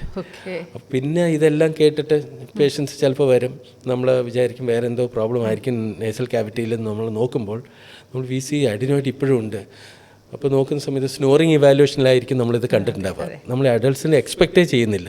പക്ഷേ V have scene even adults in adenoids in adults also. So above 3 years any time you can do if depending upon the wait and age. Okay doctor, നമ്മൾ കുഞ്ഞുങ്ങളെ പറ്റി പറഞ്ഞതുകൊണ്ട് കുറച്ച് കാര്യങ്ങൾ കൂടി ചോദിക്കട്ടെ. ഒന്ന്, എനിക്ക് ഓർമ്മയുണ്ട്, എൻ്റെ ഡെലിവറി കഴിഞ്ഞ് ഒരു 2 ആഴ്ചയായി, അല്ല ഹോസ്പിറ്റലിൽ വിടുന്നതിന് മുന്നേ കുഞ്ഞിൻ്റെ കേൾവി നോക്കിയിട്ട് ഒരു ചെവിക്ക് പ്രശ്നമുണ്ട്, സാരമില്ല കുറച്ച് ദിവസം കഴിഞ്ഞ് വരൂ അപ്പോഴും റെഡിയാവും, 2 ആഴ്ച കഴിഞ്ഞ് പോകുമ്പോൾ അത് ഓക്കെ ആയിരുന്നു. ഇതുപോലെ കുഞ്ഞുങ്ങളിലെ കേൾവി പ്രശ്നങ്ങൾ അവർക്ക് ചിലപ്പോൾ പറയാൻ പറ്റില്ല, മറ്റ് ഇൻഫെക്ഷൻസോ എന്തെങ്കിലുമൊക്കെ ഉണ്ടാവാം, അവർക്കിത് കമ്മ്യൂണിക്കേറ്റ് ചെയ്യാൻ സാധിക്കുകയില്ല. അപ്പോൾ കുട്ടികളിൽ കൂടുതലായി കണ്ടുവരുന്ന ENT സംബന്ധമായ പ്രശ്നങ്ങൾ എന്തൊക്കെയാണ്? പാരൻസ് ആയിരിക്കും അത് ശ്രദ്ധിക്കേണ്ടി വരിക. പാരൻസ് എന്തൊക്കെയാണ് പ്രധാനമായിട്ട് നോട്ട് ചെയ്യേണ്ടത്? നമുക്ക് കുട്ടികൾക്ക് കേൾവിക്കുറവ് 2 തരത്തിലാണ്. നമ്മൾ ചില കുട്ടികൾ unfortunately they are born deaf. Okay, 2 സൈഡും കംപ്ലീറ്റ് ഡെഫായിട്ട് some of them they are born. ചിലത് വേറെ കാര്യങ്ങൾ you will develop some deafness over a period of time. അപ്പോൾ നമുക്ക് കൺജനിറ്റൽ ആൻഡ് അക്വയർഡ് എന്നുള്ളൊരു കണക്കിന് നമ്മളത് വയ്ക്കാം. കൺജനിറ്റൽ ഡെഫ്നെസ് നമ്മൾ നോക്കാൻ വേണ്ടിയിട്ടാണ് ഇപ്പോൾ നമുക്ക് സ്ക്രീനിങ് ഉണ്ട്. മിക്കവാറും എല്ലാ ഹോസ്പിറ്റൽസിലും എനിക്കൊന്നും ഇപ്പോൾ നാഷണൽ ഗൈഡ് ലൈൻസ് വന്നോന്ന് അറിയില്ല, but most of the hospitals and medical institutes the screen before they are discharged അതെ, the children who are born. അപ്പോൾ അതിന് OAE എന്ന് പറയും, ഓട്ടോ അക്യൂസ്റ്റിക് എമിഷൻ. അതൊരു റഫ് സ്ക്രീനിങ് മെത്തഡാണ്. അതിൽ pass or fail or pass or refer എന്നാണ് അതിൽ പറയുന്നത്. പാസ്സായി കഴിഞ്ഞു എന്ന് വെച്ചാൽ you are reasonably good hearing, nothing to worry എന്ന് പറയും. But if you get a refer or if U fail the test, നമുക്ക് ഫർദർ ടെസ്റ്റ് ചെയ്ത് നോക്കണം. അപ്പോൾ അതിനു വേണ്ടി നമ്മൾക്ക് അഗെയിൻ ഫസ്റ്റ് നമ്മൾ ആദ്യം ENT കാണിക്കാൻ പറയണം. ചില സമയത്ത് നമ്മൾ ഡെലിവറി ചെയ്തിട്ട് വരുന്ന സമയത്ത് ഒരുപാട് അതിനകത്ത് നമ്മുടെ അമ്നിയോട്ടിക് ഫ്ലൂയിഡിനകത്തുള്ള ഡെബ്രിയും എല്ലാം ഇതിനകത്ത് സ്റ്റക്കായി കിടക്കുകയായിരിക്കും. അപ്പോൾ കുറേ ഡെബ്രിയൊക്കെ നിൽക്കുന്നുണ്ടാകും. അത് കാരണം ഇവർക്ക് പ്രോപ്പറായിട്ട് ക്ലീൻ ചെയ്യാൻ പറ്റാതെ നിൽക്കും. അതിനകത്ത് ഫ്ലൂയിഡ് ചിലപ്പോൾ കിടക്കുകയായിരിക്കും. അപ്പോൾ ഒരു ENT കണ്ടു എന്ന് പറഞ്ഞു വെച്ചാൽ ആദ്യം ഇയർ കനാലൊക്കെ ഒന്ന് ക്ലീൻ ചെയ്യാൻ നോക്കും. അപ്പോൾ ആ സമയത്ത് വേറെ കുറേ കാര്യങ്ങൾ കൂടി അറിയാം. ചിലർക്ക് ഈ ഇയർ കനാല് ഡെവലപ്പ് ചെയ്തിട്ടുണ്ടാവില്ല. അങ്ങനെ കുറേ കഞ്ചനിറ്റൽ കാരണങ്ങളുണ്ട്. ഇയർ കനാൽ ഡെവലപ്പ് ചെയ്തിട്ടുണ്ടാവില്ല. ചിലപ്പോൾ മിഡിൽ ഇയറിൽ പ്രോബ്ലംസ് ഉണ്ടാവും, ചിലപ്പോൾ ഇന്നർ ഇയറിൽ പ്രോബ്ലംസ് ഉണ്ടാവും. അപ്പോൾ അത് റഫ്ലി നമുക്കൊരു ENT കണ്ട് നോക്കിയതിന് ശേഷമാണ് പിന്നെ അടുത്ത OAE നമ്മൾ ചെയ്യും. ഒന്നുകൂടി ആഫ്റ്റർ കപ്പിൾ ഓഫ് വീക്സ് ഇല്ലെങ്കിൽ ആവശ്യമുണ്ടെങ്കിൽ ഇയറൊക്കെ ക്ലീൻ ചെയ്തിട്ട് ഒന്നുകൂടി നമ്മൾക്ക് OAE ചെയ്ത് നോക്കും. അത് വീണ്ടും റെഫർ ആണെന്നുണ്ടെങ്കിൽ will do further test like BERA, അങ്ങനെ ABR ടെസ്റ്റ്, അങ്ങനെ കുറച്ച് കാര്യങ്ങളുണ്ട്. That will do. That is the first assessment. അതിനനുസരിച്ചാണ് treatment depending upon the cause. ഇപ്പോൾ ഇയർ കനാൽ അട്രീഷ്യ അങ്ങനെ കാര്യങ്ങളൊക്കെ ഉണ്ടെങ്കിൽ നമ്മൾ സർജിക്കലി അതിന് പലപ്പോഴും നമുക്കത് കറക്റ്റ് ചെയ്യാൻ പറ്റും.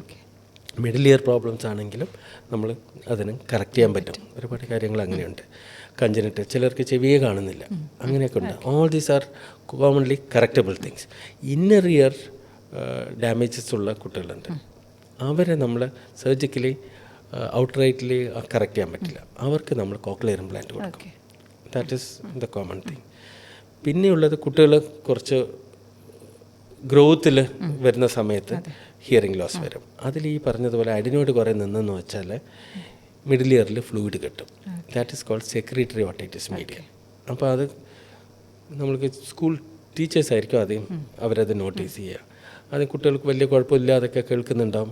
കുറച്ച് കഴിയുമ്പോൾ ഏതെങ്കിലും അറ്റ് സം പോയിന്റിൽ ടീച്ചേഴ്സിന് മനസ്സിലാവും ഈ കുട്ടി വിളിച്ചാൽ കേൾക്കുന്നില്ല, something recently the child is not hearing well എന്ന് പറഞ്ഞ് പാരൻസിന് ഇൻഫോം ചെയ്യും. പിന്നെ അവർ വന്ന് നമ്മുടെ അടുത്ത് നോക്കുമ്പോൾ ഓക്കെ ഇതായിരിക്കും കാരണം എന്നുള്ളത് നമുക്ക് മനസ്സിലാവും.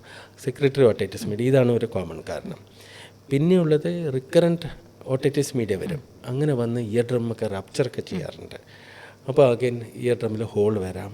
അപ്പോൾ അത് പിന്നെ CSOM, അത് ക്രോണിക് ആവാം. അങ്ങനെയൊക്കെ ഹിയറിംഗ് ലോസ് വരാം.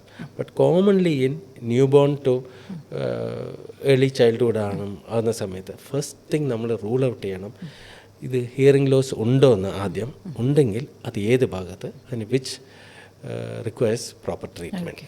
അങ്ങ് നമ്മൾ കുട്ടികളുടെ കാര്യം സംസാരിച്ചു. ഇനി മുതിർന്നവരിലേക്ക് വന്നാൽ അങ്ങൊരു സർജൻ കൂടിയാണ്.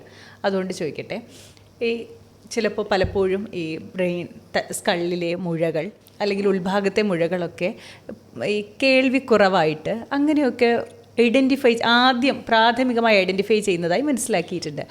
അതുകൊണ്ട് നിങ്ങൾക്ക് പെട്ടെന്ന് ചെവിയൊക്കെ കേൾക്കുന്ന ആളായിരുന്നു, വിളിച്ചാൽ കേൾക്കുന്ന ആളായിരുന്നു, പെട്ടെന്നൊരു കേൾവിക്കുറവ് പോലെ ഫീൽ ചെയ്യുന്നു. അത് മറ്റു രോഗങ്ങളുടെ ലക്ഷണങ്ങളായി മാറുന്ന അവസ്ഥകൾ ഉണ്ടായിട്ടുണ്ടോ? അത് എങ്ങനെയാണ് നമ്മൾ ശ്രദ്ധിക്കേണ്ടത്?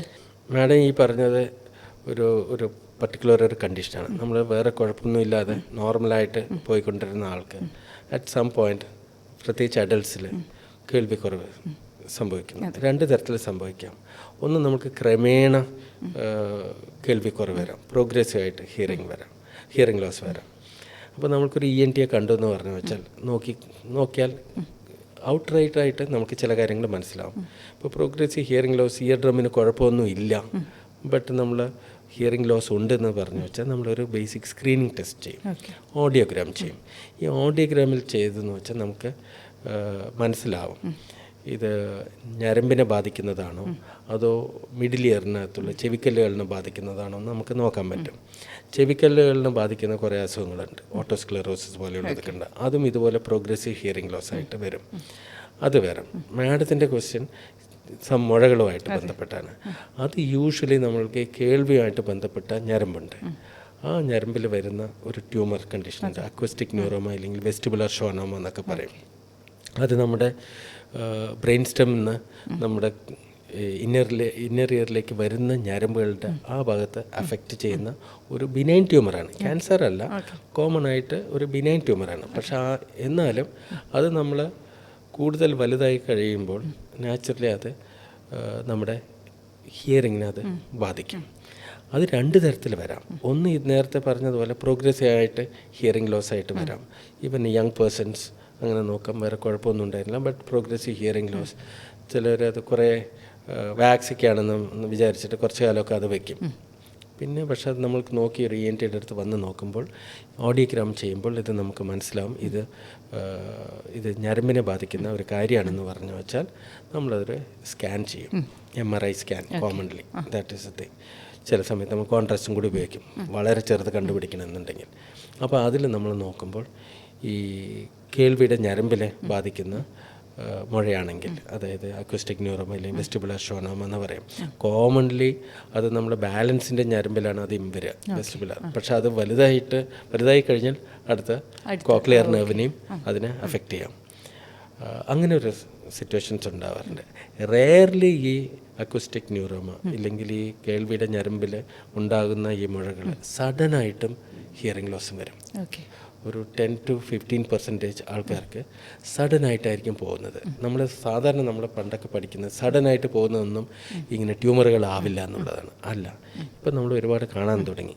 അപ്പോൾ sudden sensory neural hearing loss വന്നു വെച്ചാൽ നമ്മൾ സാധാരണ അതൊരു വൈറൽ ഇൻഫെക്ഷനോ ഇല്ലെങ്കിൽ നമ്മൾ ഓട്ടോഇമ്യൂൺ ഡിസീസോ ഇല്ലെങ്കിൽ നമുക്കൊന്നും അറിയാത്ത ചില കാരണങ്ങൾ കൊണ്ട് പെട്ടെന്ന് കേൾവി കുറവ് ഉണ്ടാകുന്നതാണ് നമ്മൾ വിചാരിക്കുന്നത്. പക്ഷെ അങ്ങനെയല്ല. അപ്പോൾ നമ്മൾ പണ്ടൊന്നും അതിനൊന്നും MRI ഒന്നും എടുക്കാൻ പറയില്ല. ഇതെല്ലാം നമ്മൾ വൈറൽ ഇൻഫെക്ഷൻ്റെ ആയിരിക്കും എന്ന് പറഞ്ഞ് നമ്മൾ ആൻറ്റിവൈറൽ മെഡിസിൻസും സ്റ്റീറോയിഡ്സും എല്ലാം കൊടുത്ത് നോക്കും. ഇപ്പോൾ അങ്ങനെയല്ല. ഇപ്പോൾ പ്രോട്ടോകോൾസ് മാറി. ഇപ്പോൾ സഡൻ സെൻസറി ആണെന്നുണ്ടെങ്കിലും നമ്മളത് തീർച്ചയായിട്ടും MRI ചെയ്ത് നോക്കണം. കാരണം ഈ അക്വസ്റ്റിക് ന്യൂറോമാസിൽ ഒരു 10 to 15%, some literature says up to 25% of the സിറ്റുവേഷൻസിൽ you can present with sudden sensory neural hearing loss. അങ്ങനെ വന്നു എന്ന് പറഞ്ഞു വെച്ചാൽ നമുക്ക് അതിൻ്റെ ട്രീറ്റ്മെൻറ്റ് എടുക്കണം. കോമൺലി ഇറ്റ് ഈസ് വെരി സ്മോളൊക്കെ ആണെന്നുണ്ടെങ്കിൽ you can go for gamma knife radiation or something പോകാം. ബട്ട് ഇഫ് ഇറ്റ് ഈസ് കുറച്ചുകൂടി വലുതാണെന്നുണ്ടെങ്കിൽ പിന്നെ അതിന് വേറെ ബ്രെയിൻ സ്റ്റോമിന് കംപ്രഷനൊക്കെ വന്ന് നമുക്ക് ലൈഫ് ത്രെറ്റനിങ് ഒക്കെ ആവാം. അത് കാരണം അതിനെ സർജിക്കലി നമുക്ക് റിമൂവ് ചെയ്യാം. ഒരു ടു സം എക്സ്റ്റെൻറ്റ് വലിയ കോംപ്രഷനൊന്നും ഇല്ലെങ്കിൽ നമ്മളിപ്പോൾ അതൊക്കെ എൻഡോസ്കോപ്പിക്കിൽ തന്നെ നമുക്ക് ആ ട്യൂമറൊക്കെ എടുത്തു മാറ്റാൻ പറ്റും. ഓക്കെ ഡോക്ടർ, ഈ ട്യൂമർ എന്ന് കേൾക്കുമ്പോൾ തന്നെ മനുഷ്യർക്കൊരു ഭയം ഉണ്ടാവാറുണ്ട്. പെട്ടെന്ന് നമ്മൾ ക്യാൻസറുമായിട്ട് അസോസിയേറ്റ് ചെയ്യും. ഇന്നത്തെ കാലത്ത് നമ്മുടെ ട്രീറ്റ്മെൻറ്റ് ഓപ്ഷൻസ് എത്രത്തോളം മുന്നിലെത്തി നിൽക്കുന്നു. നമ്മൾ ഈ ട്യൂമറിൻ്റെ ട്രീറ്റ്മെൻറ്റ്സിന് സർജിക്കൽ, അത് മിനിമൽ ഇൻവേസീവ് ആണോ നമ്മൾ ചെയ്യുന്നത്? അതിൻ്റെ ഒരു ട്രീറ്റ്മെൻറ്റ് ഓപ്ഷൻസിൽ നമ്മൾ എത്ര മുന്നിലെത്തി നിൽക്കുന്നു എന്നുള്ളതൊന്ന് പറയാമോ? മാഡം, ട്യൂമർ എന്ന് പറയുമ്പോൾ ബേസിക്കലി ഒരു നിയോപ്ലാസം, അതായത് നമ്മളൊരു അബ്നോർമൽ ഗ്രോത്ത് ഓഫ് സെൽസ് എന്നുള്ളതാണ്. അത് രണ്ട് തരത്തിലാണ്. ഒന്ന്, നമ്മളതിൻ്റെ ആ സെല്ലിൻ്റെ ഫങ്ഷൻ അത് മാറുന്നില്ല, അത് വെറുതെ ഇങ്ങനെ സൈസ് മാത്രം കൂടുന്നു. So those are all called benign tumours. Just നമുക്ക് ആവശ്യത്തിൽ കൂടുതൽ ആ പർട്ടിക്കുലർ സെല്ല് മൾട്ടിപ്ലൈ ചെയ്യുന്നു, ആൻഡ് അതൊരു മുഴകളായിട്ട് നമുക്ക് കാണാം. So those are all benign tumours. അതിൻ്റെ സെല്ലുലാർ സ്ട്രക്ചറിൽ വ്യത്യാസം വരുന്നു, അതിൻ്റെ സ്വഭാവത്തിൽ വ്യത്യാസം വന്നു എന്ന് പറയുമ്പോൾ ദെൻ ഇറ്റ് ബിക്കംസ് കുറച്ചുകൂടി സിനിസ്റ്റർ ആയിട്ടുള്ള കാര്യം. അതിന് നമ്മൾ മാലിഗ്നൻറ്റ് ട്യൂമേഴ്സ് എന്ന് പറയും. ആ മാലിഗ്നൻറ്റ് ട്യൂമേഴ്സിനെയാണ് ക്യാൻസർ എന്ന് പറയുന്നത്. അപ്പോൾ നമ്മൾ ട്യൂമർ അപ്പോൾ രണ്ട് തരത്തിലാണ്, ബിനൈനുണ്ട് മാലിഗ്നൻറ്റും ഉണ്ട്. പക്ഷേ ജനറലി നമ്മുടെ സമൂഹത്തിൽ നമ്മൾ ട്യൂമർ എന്ന് കേൾക്കുമ്പോൾ തന്നെ we attribute everything to cancer, not necessarily it is true. പിന്നെ ചില ട്യൂമേഴ്സ് ഉണ്ട് ബിനൈൻ ആണെന്നുണ്ടെങ്കിലും നമ്മൾക്ക് ചില ഭാഗത്ത് അത് വെച്ചാൽ നമ്മൾക്ക് ബുദ്ധിമുട്ടാണ്, നമ്മുടെ ഹെൽത്തിനെ അത് ബാധിക്കും. അങ്ങനെയുണ്ടെങ്കിൽ അതിനാണെങ്കിൽ നമുക്ക് what ever treatment, other medical or radiotherapy or surgically നമുക്കത് മാറ്റേണ്ടി വരും. കോമൺ മാഡം ഉദ്ദേശിച്ച ട്യൂമേഴ്സ് ഈ തലയുടെ ഞാൻ വിചാരിക്കുന്നത് എനിക്ക് തോന്നുന്നു സ്കൾ ബേസിൽ നേരത്തെ പറഞ്ഞ അതുപോലെയൊക്കെ ആയിരിക്കും. അപ്പോൾ ബ്രെയിനിൽ അങ്ങനെ ചില ട്യൂമേഴ്സ് ഉണ്ട്. കോമൺലി നമുക്ക് പിറ്റ്യൂട്ടറിയിലുള്ള ട്യൂമേഴ്സ്, അതും കോമൺലി ബിനൈൻ ട്യൂമേഴ്സാണ്. പക്ഷെ ആ ബിനൈൻ ട്യൂമർ ആണെന്നുണ്ടെങ്കിലും ഈ സാധനം വലുതാകുമ്പോൾ അതിൻ്റെ അടുത്തുള്ള ഞരമ്പുകൾ അത് അഫക്റ്റ് ചെയ്യാം. അതിൻ്റെ അടുത്തുകൂടെ പോകുന്ന ഞരമ്പുകളാണ് കണ്ണിൻ്റെ ഓപ്റ്റിക് നെർവ് എല്ലാം. അപ്പോൾ അത് ഒരുപാട് വലുതായാൽ നമ്മുടെ കാഴ്ചയെ ബാധിക്കാം. പിന്നെ ഈ ട്യൂമേഴ്സ് ഇതിൻ്റെ ഫങ്ഷൻ ചിലപ്പോൾ കൂട്ടും. നമുക്ക് ആവശ്യത്തിനധികം ഈ പിറ്റ്യൂട്ടറി ചില ഹോർമോൺസ് ഉണ്ടാക്കും. അത് നമ്മുടെ ഹെൽത്തിനെ ബാധിക്കും. ഏത് നമ്മൾക്ക് ഓപ്റ്റിമം ലെവലിൽ ഹോർമോൺസ് നിൽക്കണം. അത് കൂടുതലാണെന്നുണ്ടെങ്കിലും അത് നമ്മളെ അഫക്റ്റ് ചെയ്യാനുള്ള ഒരു ചാൻസ് ഉണ്ട്. അപ്പോൾ അങ്ങനെയൊക്കെയുള്ള സിറ്റുവേഷൻസ് വരുന്നു. It is too big and നമ്മുടെ ഫങ്ഷനെ അഫക്റ്റ് ചെയ്യുന്നു, ഇല്ലെങ്കിൽ നമ്മുടെ വിഷനെ അഫക്റ്റ് ചെയ്യുന്നു എന്ന് പറയുമ്പോൾ നമ്മൾ അതിന് പിറ്റ്യൂട്ടറിക്കൊക്കെ യൂഷ്വലി നമ്മൾ സർജിക്കൽ ട്രീറ്റ്മെൻറ്റാണ്. പണ്ട് നമ്മൾ ഓപ്പൺ ക്രേനിയോട്ടമിയൊക്കെ ചെയ്യും. ഇന്ന് കാലത്ത് നമ്മളതെല്ലാം എൻഡോസ്കോപ്പിക്കായിട്ടാണ് നമുക്കിത് ചെയ്യുന്നത്. വളരെ മിനിമലി ഇൻവേസീവായിട്ട് നമ്മളത് ട്രീറ്റ് ചെയ്യാൻ പറ്റും. We are going to give almost close to cure for most of the patients. അങ്ങനെയുണ്ട്. ഡോക്ടർ, ഇത് കേൾക്കുമ്പോൾ ചിലപ്പോൾ അതിസാധാരണക്കാരായ മനുഷ്യർക്ക് അറിയേണ്ടത് എന്തൊക്കെ ലക്ഷണങ്ങളായിരിക്കും? ഇപ്പോൾ ഞാൻ ഇത്തരത്തിൽ എന്തെങ്കിലും ENT ട്യൂമർ പ്രോബ്ലംസ് ചുറ്റുമുള്ള ആൾക്കാർക്കുണ്ടെങ്കിൽ ഡോക്ടറെ അടുത്തേക്ക് വരുന്നത് ലക്ഷണങ്ങൾ എന്തൊക്കെയായിരിക്കും? എന്തൊക്കെ ബുദ്ധിമുട്ടുകൾ പറഞ്ഞിട്ടാണ് അവർ ഡോക്ടറെ കാണാൻ വരിക? പൊതുവേ നമ്മൾ കോമൺ ആയിട്ട് നമ്മൾ ENTയിൽ ട്യൂമർ വരുന്നത് അധികം നമ്മൾ തൈറോയിഡ് ഇല്ലെങ്കിൽ പരോട്ടിഡ്. കാരണം ഇത് നമുക്ക് പുറത്തുനിന്ന് വേഗം കാണാൻ പറ്റും. അകത്തുള്ള മുഴകൾ നമ്മൾ വളരെ ലേറ്റായിട്ടായിരിക്കും കാണാൻ പറ്റുന്നത്. അപ്പോൾ ട്യൂമേഴ്സ് നമ്മുടെ ബോഡിയിൽ അധികവും നമുക്ക് ENTയിൽ വരുന്നത് തൈറോയ്ഡ് ഗ്ലാൻഡ്സിലായിരിക്കും. തൈറോയ്ഡിലുള്ള 80% മുഴകളും ബിനൈനാണ്, പ്രശ്നമുള്ളതല്ല. ഇപ്പോൾ nodular goitre, multi nodular goitre, colloid nodule, ഇങ്ങനെയുള്ള പല കാര്യങ്ങളും ഉണ്ടാകും. പക്ഷെ നമുക്ക് കാണുന്ന സമയത്ത് അത് പുറത്തൊരു മുഴയായിട്ട് വരും. അതാണ് വളരെ കോമൺ തിങ്. ഓഫ് കോഴ്സ് തൈറോയ്ഡിലെ ക്യാൻസേഴ്സും മുഴയായിട്ടാണ് വരുന്നത്. അപ്പോൾ നമ്മുടെ ENTയുടെ അടുത്ത് വന്നതെന്ന് വെച്ചാൽ നമുക്ക് ഏകദേശം നമുക്ക് അതിന് ഫിസിക്കലി എക്സാമിൻ ചെയ്യും. അത് ചെയ്ത് നമ്മളൊരു അൾട്രാസൗണ്ടോ അങ്ങനെയുള്ള സിമ്പിൾ ടെസ്റ്റിൽ നമുക്ക് നോക്കി ഇതിനെ ഒരു സ്റ്റേജിങ്ങും ഗ്രേഡിങ്ങും നമ്മൾ നോക്കും. അപ്പോൾ അതിൽ നോക്കുമ്പോൾ ആ ടൈപ്പ് നോക്കിയിട്ട് നമ്മൾക്ക് ഇത് ബിനൈൻ ആണോ മാലിഗ്നൻ്റ് ആണോ, ഇത് ഇതിന് വീണ്ടും വളരുന്നതാണോ അതോ വല്ല സിസ്റ്റാണോ എന്നുള്ളതൊക്കെ അറിയാൻ വേണ്ടി നമ്മളൊരു ചെറിയ നീഡിൽ ബയോപ്സി ചെയ്യും. FNAC എന്ന് പറയും, ഫൈൻ നീഡിൽ ആസ്പിറേഷൻ സൈറ്റോളജി. അതിൽ നോക്കുമ്പോൾ ഇതിൻ്റെ നമ്മൾക്ക് റിയൽ ഇതിൻ്റെ പത്തോളജി നമുക്ക് മനസ്സിലാവാൻ പറ്റും. അത് നോക്കിയതിന് ശേഷം നമ്മളതിൻ്റെ ട്രീറ്റ്മെൻറ്റ് ഡിസൈഡ് ചെയ്യും. പല ട്യൂമേഴ്സിനും അതുപോലെ ബിനൈനായിട്ടുള്ള കണ്ടീഷൻസിനും നമുക്ക് സർജറി ഒന്നും ആവശ്യമില്ല, ഫോളോ അപ്പ് മതിയായിരിക്കും. അൺലെസ് അത് വലുതായിട്ട് നമ്മുടെ ശബ്ദത്തിലേക്കുള്ള ഞരമ്പിനെ പ്രസ് ചെയ്യുകയോ നമ്മുടെ ശബ്ദം അഫക്റ്റഡ് ആവുകയോ ഭക്ഷണം ഇറക്കാൻ ബുദ്ധിമുട്ട് വരികയോ ശ്വാസം എടുക്കാൻ ബുദ്ധിമുട്ട് വരികയോ അങ്ങനെ എന്തെങ്കിലും ബുദ്ധിമുട്ടാണെങ്കിൽ ബിനൈൻ ആണെന്നുണ്ടെങ്കിലും നമ്മളവിടെ അത് വെക്കില്ല, സർജറി ചെയ്ത് അത് മാറ്റും. അതുപോലെ തന്നെ പരോട്ടിഡ് ഗ്ലാൻഡ് ആണെങ്കിലും പരോട്ടിഡ് ഇതാണ് ഉമിനീർ ഗ്രന്ഥിയാണ്.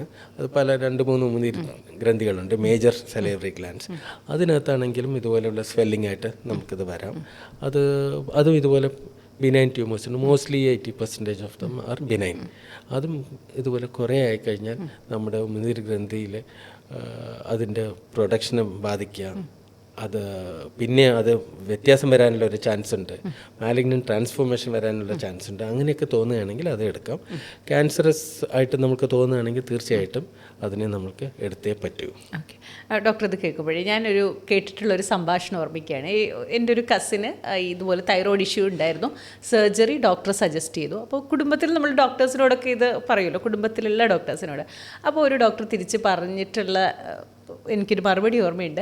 ഈ തൈറോയിഡാണ്, നെക്കിൻ്റെ ഭാഗമാണ്, വളരെ ടൈനി ആയിട്ടുള്ള നെർവ്സ് പോകുന്ന വളരെ ഫ്രജൈലായുള്ളൊരു ഭാഗമാണ് ഈ നെക്ക് എന്ന് പറയുന്നത്.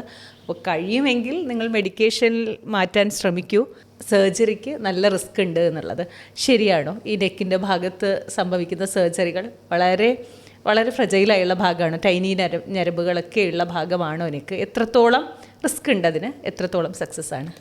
തൈറോയിഡ് ഗ്ലാൻഡ്, നമുക്ക് തൈറോയിഡ് സിംപ്ലി വലുതായി കഴിഞ്ഞാൽ നമ്മൾ അതിനെ ഗോയിറ്റർ എന്ന് പറയും. എന്ത് കാരണമാണെങ്കിലും thyroiditis or iodine deficiency or nodular goitre or malignant thyroid disease എന്ത് തന്നെയാണെങ്കിലും ഗോയിറ്റർ എന്നാണ് പറയുക. അപ്പോൾ നമ്മൾ ഡോക്ടർ അത് അസസ് ചെയ്യുന്നു. അത് നോക്കി നമുക്ക് ചില സമയത്ത് വലിയ തൈറോയിഡ് ആയിരിക്കും, വലിയ മുഴയായിട്ട് കാണും.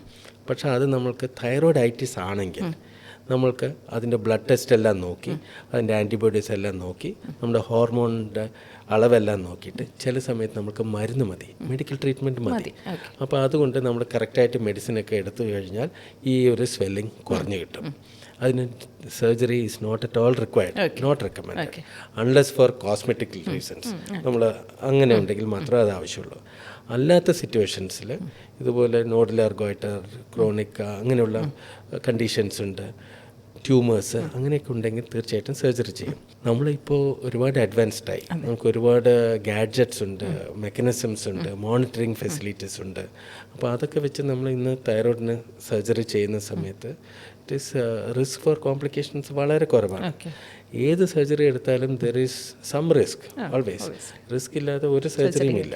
അതിപ്പോൾ നമ്മൾ ഇവിടുന്ന് നമ്മളൊരു യാത്ര ചെയ്യാണ്, ഇവിടുന്ന് നമ്മൾ എറണാകുളത്തേക്ക് പോവാണ് ബൈ റോഡ് എന്ന് പറഞ്ഞു വെച്ചാൽ risk for accident it is there, zero അല്ല. കറക്റ്റ്. അതുപോലെ തന്നെ നമ്മളൊരു സർജറി ചെയ്യണമെന്നുണ്ടെങ്കിൽ any part of the body any surgery ചെയ്യണമെങ്കിൽ there some risk, because that is not necessarily a problem with the patient or problem with the doctor. ചിലത് problem which inadvertently നമ്മളിത് കയറിക്കൊടും. So those things are all there which can happen to anywhere anybody. Otherwise ഇന്ന് thyroid surgery ചെയ്യുന്നത് it is much safer. അപ്പോൾ നമ്മൾക്ക് അതൊക്കെ നമ്മൾ very പർട്ടിക്കുലറായിട്ട് നമുക്ക് ഇതിന് അറ്റൻഷൻ കൊടുത്തിട്ടായിരിക്കും ഈ സർജറി എല്ലാം ചെയ്യുന്നത്. ഇത് നമ്മളൊരു സാധാരണ വളരെ കോമൺ ആയിട്ട് ചെയ്യുന്ന ഒരു സർജറിയാണ് തൈറോയ്ഡക്ടമി. അപ്പോൾ അതിൽ നമുക്ക് നമ്മുടെ സംസാരിക്കാനുള്ള വോക്കൽ കോഡുകളിലേക്ക് പോകുന്ന ഞരമ്പുകളുണ്ട്, അതെല്ലാം നമുക്ക് അതുപോലെ അടുത്ത് വേറെയും ഞരമ്പുകളുണ്ട്. അതൊക്കെ നമ്മൾ ഐഡൻറ്റിഫൈ ചെയ്ത് സേഫായിട്ടാണ് ഇന്ന് ചെയ്യുന്നത്. വെരി വെരി റെയർലിയാണ്. നമ്മൾ പണ്ട് അതുപോലെ പഠിക്കുന്ന സമയത്തൊക്കെ ഒരു 10-15% ഒക്കെ വോക്കൽ കോഡ് പ്രോബ്ലംസ് ഒക്കെ വരുമായിരുന്നു. ഇന്ന് ഹാർഡ്ലി 1%, അതൊന്നും താഴ്ന്നിട്ടാണ് ഈ റിസ്കുകളെല്ലാം വരുന്നത്. So it is of course it's A narrow area ആണ്, നമ്മുടെ ബോഡിയിലെ ഏറ്റവും നാരോസ്റ്റ് പാർട്ട് ഓഫ് ബോഡിയാണ്. അപ്പോൾ അതിനകത്താണ് ഈ ഞരമ്പുകളും രക്തക്കൊഴലുകളും എല്ലാം സ്റ്റാക്ക് ചെയ്തിരിക്കുന്നത്. ബട്ട് നമ്മൾ വിത്ത് experience and with your expertise നമ്മളൊരു സേഫായിട്ടാണ് ഇന്ന് ചെയ്യുന്നത്. ഭയപ്പെടേണ്ട കാര്യം ഇല്ല, അബ്സല്യൂട്ട്ലി ഇല്ല. ഓക്കെ. ഡോക്ടറോട് ഒരു ഏരിയ കൂടി സംസാരിക്കാനുണ്ട്. ഒന്ന് ഉറക്കം. നമ്മൾ ഒരു കാലത്ത് നിസ്സാരമായി വിചാരിച്ചിരുന്ന, അല്ലെങ്കിൽ നിങ്ങൾ നന്നായി കൂർക്കം വലിച്ചുറങ്ങുന്നുണ്ടെങ്കിൽ നിങ്ങൾ നന്നായി ഉറങ്ങുന്നു എന്ന് വിചാരിച്ചിരുന്ന ഒരു കാലമുണ്ട്. പക്ഷേ ഇപ്പോൾ അത് മാറി വരുന്നുണ്ട്. കൂർക്കം വലി അത്ര സ്വാഭാവികമല്ലെന്നും അത് ചിലപ്പോൾ എയർവേ ബ്ലോക്കൊക്കെ ആകാമെന്നും മനുഷ്യർ കുറച്ചൊക്കെ അവെയറാണ്. ഡോക്ടർ പറഞ്ഞു തരൂ, ഈ കൂർക്കം വലി എന്നുള്ളത് സ്വാഭാവികമാണോ, അത് എന്തെങ്കിലും പ്രശ്നത്തിൻ്റെ ഇൻഡിക്കേഷൻസ് ആണോ? So good question. ആക്ച്വലി കൂർക്കം വലി ഇല്ലെങ്കിൽ നമ്മൾ സ്നോറിംഗ് എന്ന് പറയുമ്പോൾ ഫസ്റ്റ് തിങ് ഇതുപോലെ പണ്ടത്തെ ഒരു തരത്തിൽ you are having a sound sleep എന്ന് തന്നെയാണ് നമ്മൾ വിചാരിക്കുന്നത്. മേ ബി സൗണ്ട് സ്ലീപ്പിൻ്റെ രണ്ടർത്ഥമുണ്ട്. ഒന്നും probably you are having a peaceful sleep, another thing it is making a sound. പക്ഷെ സൗണ്ട് എന്നുള്ള ആ ഭാഗം എടുക്കുകയാണെന്നുണ്ടെങ്കിൽ തീർച്ചയായിട്ടും he is not breathing well. അതാണ് അതിൻ്റെ ബേസിക് കോൺസെപ്റ്റ്. ആ ശബ്ദം വരുന്നു എന്ന് പറഞ്ഞു വെച്ചാൽ നമ്മൾ ബ്രീത്ത് ചെയ്യുന്ന പാർട്ടിൽ എവിടെയോ സം കൈൻഡ് ഓഫ് ഒബ്സ്ട്രക്ഷൻ ഉണ്ട്. അപ്പോൾ നമ്മൾക്ക് ഒരു 10 ഡയമീറ്റർ ഇല്ലെങ്കിൽ 5 ഡയമീറ്റർ ഒരു കമ്പ്യൂട്ടറിലൂടെ പോകുന്ന ഒരു ഏരിയ എയർ പോകുന്നു. സോ അതിനകത്ത് എവിടെയെങ്കിലും നമ്മളൊരു ഒബ്സ്ട്രക്ഷൻ വെച്ചാൽ it will produce an abnormal sound. അപ്പോൾ there is some kind of നമുക്ക് ഒബ്സ്ട്രക്ഷൻ ഉണ്ട് എന്നുള്ളതാണ്. അപ്പോൾ നമുക്ക് ആവശ്യത്തിന് കിട്ടേണ്ട നോർമൽ എയർ പാസേജിൽ എവിടെയോ അതിനകത്ത് കുറച്ചെങ്കിലും കോംപ്രമൈസ് ചെയ്യുന്നുണ്ടോ എന്നുള്ളതാണ് അർത്ഥം. അങ്ങനെ വന്നാൽ തന്നെ it is not anymore sound sleep അല്ല, it's not anymore safe sleep അല്ല. That is that. നമ്മൾക്കിപ്പോൾ ഒരു യാത്രയൊക്കെ കഴിഞ്ഞു വളരെ ടയേർഡായിട്ട് വരുന്നു, then for one particular night you have a snoring, it's okay. That can happen with when you are so tired, the muscles are all weak. ആ സമയത്ത് snoring, it is all right, it is normal. Okay. അതിനൊന്നും doesn't require any treatment. പക്ഷേ you are chronic snorer, you are ഇത് എല്ലാ ദിവസവും ഉണ്ട്, മിക്കവാറും എല്ലാ ദിവസവും ഉണ്ട്, ആൻഡ് ഇറ്റ് ഈസ് ഒരു നമ്മളൊരു ഹെൽത്തിനെ അഫക്റ്റ് ചെയ്യുന്ന ഒരു സിറ്റുവേഷൻ ആണ് എന്നുള്ളത് അതൊരു ഫാക്ടറാണ്. അപ്പോൾ അത് നമ്മൾ നോക്കും. അപ്പോൾ ഈ നോർമലായിട്ട് നമ്മൾക്ക് എടുക്കേണ്ട ആ ഒരു ബ്രീത്തിങ് ആസ്പെക്റ്റിൽ ഈ ഒരു ഒബ്സ്ട്രക്ഷൻ വന്നു എന്ന് വെച്ചാൽ നാച്ചുറലി അഗെയിൻ നമ്മൾ നേരത്തെ പണ്ട് അടിനോട് പറഞ്ഞതുപോലെ തന്നെ നമുക്ക് ആവശ്യത്തിനുള്ള ഓക്സിജൻ നമ്മൾക്ക് നമ്മുടെ ലങ്സിൽ കിട്ടുന്നില്ല.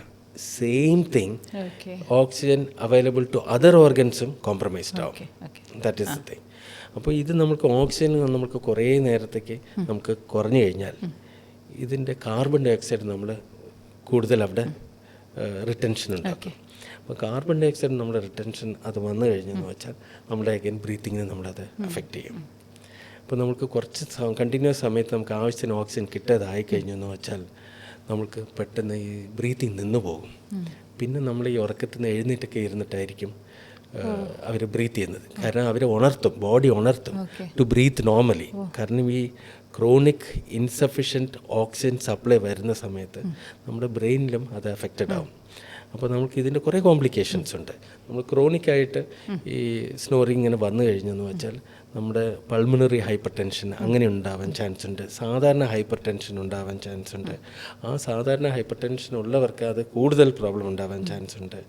സഡൻ കാർഡിയക് അറസ്റ്റ് വരെ ഉണ്ടാവാൻ ചാൻസ് ഉണ്ട്. ഇതെല്ലാം നമ്മൾ ഈ ഓക്സിജനുമായിട്ട് കണക്റ്റഡ് ആണ്. That is thing. അതുപോലെ നമുക്ക് ക്രോണിക്കായിട്ട് നമുക്ക് ഇതിങ്ങനെ സ്നോറിങ് ഉണ്ടെങ്കിൽ നമുക്ക് ഒരു ക്രോണിക് സെറിബ്രൽ ഹൈപ്പോക്സിയ വരും. അങ്ങനെ വരുന്ന സമയത്ത് നമുക്ക് ബ്രെയിനിൽ കിട്ടുന്ന ഓക്സിജൻ്റെ അവൈലബിലിറ്റി കുറയും. അത് കഴിയുമ്പോൾ നമുക്ക് whole night we probably had ഒരു ഡിഫിക്കൽട്ട് സ്ലീപ്പ് ആയിരിക്കും. അങ്ങനെ വരുന്ന next day you are still lethargic, still tired. നമുക്ക് വി ഡോണ്ട് നോർമലി നമ്മൾ if you have a good sleep you are fresh in the next morning. പക്ഷെ നമുക്ക് if you are chronic snoring ഒക്കെ ചെയ്യുന്നവർക്കാണെന്നുണ്ടെങ്കിൽ ഇല്ലെങ്കിൽ ഇതുപോലെ നമുക്കത് കൂടുതലായിട്ട് സ്ലീപ്പ് അപ്നിയ വരുന്നു, അതായത് നമ്മുടെ ബ്രീത്തിങ് ചില സമയത്ത് നിന്ന് പോകും ഈ സ്നോറിങ് ഒക്കെ ഉണ്ടെങ്കിൽ. അങ്ങനെയൊക്കെ വരുന്ന സമയത്ത് നമുക്ക് next day you are always tired, you don't have the full energy. നമുക്ക് എപ്പോഴും എവിടെയെങ്കിലും ഒന്ന് കിടന്നാൽ മതി എന്നായിരിക്കും തോന്നുന്നത്. നമുക്ക് എന്തെങ്കിലും ജോലി ചെയ്യണമെന്നുണ്ടെങ്കിലും നമുക്കതിൽ ചെയ്യുന്നതിൽ അത്ര നമുക്ക് ഇൻവോൾവ്മെൻറ്റ് നമുക്ക് കിട്ടില്ല. വേഗം ആ ജോലി തീർത്ത് വേഗം വീട്ടിലേക്ക് എത്തി ഒന്ന് കിടക്കണമെന്നേ തോന്നുള്ളൂ. ഇതാണ് these are the common problems. Health issues വളരെ കൂടുതലാണ്. ഇപ്പം നമ്മളത് സ്നോറിങ് ഉള്ളവരെ നമ്മൾ പ്രോപ്പറായിട്ട് അസസ് ചെയ്യും. എന്നിട്ട് ഇതിന് എത്രമാത്രം ഇത് ഈ പർട്ടിക്കുലർ പേഴ്സണെ അഫക്റ്റ് ചെയ്യുന്നുണ്ടെന്നുള്ളത് നമ്മൾ അസസ് ചെയ്യും. അത് കഴിഞ്ഞിട്ട് നമ്മൾ we give A treatment options. ചിലർ വളരെ ഒബീസായിരിക്കും, അവർക്ക് വേറെ റീസണൊന്നും ഉണ്ടാവണമെന്നില്ല. അപ്പോൾ ആ ഒബീസാകുന്ന സമയത്ത് ബോഡി എത്ര ഒബീസാകുന്നു അതിനനുസരിച്ച് ഈ ത്രോട്ടിനകത്തും ഈ ഫാരിങ്സിനകത്തും ഇതുപോലെ ഫാറ്റ് കെട്ടിക്കൂടും. അപ്പോൾ അഗെയിൻ നമുക്ക് ബ്രീത്ത് ചെയ്യേണ്ട സ്പേസ് കുറയും. അപ്പോൾ ഇവർ ചിലപ്പോൾ വെയിറ്റ് റിഡക്ഷൻ മാത്രം കൊണ്ട് ചിലർ ഈ സ്നോറിങ് മാറിക്കിട്ടും. അങ്ങനെയുണ്ട്. ചിലത് there are some obstructive reasons ഉണ്ട്. നേരത്തെ അഡിനോടൊക്കെ പറഞ്ഞതുപോലെയുള്ള അങ്ങനെയുള്ളവർക്കും ഈ സ്ലീപ്പ് അപ്നിയ വരാം, സ്നോറിങ് വരാം, മൂക്കിനകത്തുള്ള പോളിപ്സ് ഉണ്ടാവാം, അതിനകത്തുള്ള ഒബ്സ്ട്രക്ഷൻസ് ഉണ്ടാവാം, ത്രോട്ടിനകത്ത് ടോൺസിൽസ് ഉണ്ടാവാം, വലിയ ഗ്രേഡ് 3-4 ടോൺസിൽസ് ഒക്കെ ഉണ്ടെങ്കിലും അങ്ങനെയൊക്കെ നമ്മൾ ബ്രീത്ത് ചെയ്യാനുള്ള സ്പേസ് കുറയാം, പാലറ്റ് വീക്ക് ആവാം, പാലറ്റ് പാരാലിസിസ് ഉണ്ടാവാം, ടങ് ബേസിൽ തിക്കൻഡ് ഹൈപ്പർട്രോഫി ഉണ്ടാവാം. അങ്ങനെ പല റീസൺസ് ഉണ്ട്. നമ്മൾ സൂപ്രാഗ്ലോട്ടിക് അവിടെയുള്ള പ്രോബ്ലംസ് വരാം. അപ്പോൾ ഇതൊക്കെ ഏത് ഭാഗത്താണ് നമ്മൾ ഇതിൻ്റെ പ്രോബ്ലം ഒബ്സ്ട്രക്ഷൻ ഉണ്ട് എന്നുള്ളത് നോക്കാനുള്ള നമ്മൾ എൻഡോസ്കോപ്പി അല്ലെങ്കിൽ ഡൈസ് എന്ന് പറഞ്ഞ അങ്ങനെ മരുന്ന് കൊടുത്ത് നമ്മൾ ഉറങ്ങുന്ന സമയത്തുള്ള ടെസ്റ്റ് ഉണ്ട്, എൻഡോസ്കോപ്പി ചെയ്യും. അതുപോലെ ഉറങ്ങുന്ന സമയത്ത് സ്ലീപ്പ് സ്റ്റഡി എന്ന് പറയും, പോളിസോംനോഗ്രാം, ഇതെല്ലാം നമ്മൾ അസസ് ചെയ്യും. അത് കഴിഞ്ഞിട്ട് then we'll understand what is his problem, where is his problem and how bad is his problem എന്നുള്ളത്, ഈസ് ഓർ ഹെർ പ്രോബ്ലം അപ്പോൾ അത് നോക്കിയിട്ടാണ് നമ്മൾ ഡിസൈഡ് ചെയ്യുന്നത്. Whichever is a cause it requires some kind of a treatment. നമ്മൾ ഇത് നേരത്തെ ഉള്ളതുപോലെ he's having a sound sleep എന്ന് പറഞ്ഞിട്ട് അങ്ങനെ നിസ്സാരമായിട്ട് തള്ളിക്കളയേണ്ട കാര്യമല്ല. ഡോക്ടർ, ഞാൻ ഡോക്ടറോടുള്ള ഈ 1 hour കോൺവെർസേഷനിൽ മനസ്സിലാക്കുന്നത് നമ്മൾ പലപ്പോഴും ഞാൻ ഇതൊക്കെ എൻ്റെ ബുദ്ധിമുട്ടാണ്, ഞാൻ ഇതുമായി ജീവിക്കണമെന്ന് വിചാരിക്കുന്ന പല പ്രശ്നങ്ങൾക്കും ഇന്ന് വളരെ ഇഫക്റ്റീവായിട്ടുള്ള ട്രീറ്റ്മെൻറ്റ് ഓപ്ഷൻസ് ഉണ്ട്. പൂർണ്ണമായും അത് പരിഹരിക്കാൻ നമുക്ക് സാധിക്കും.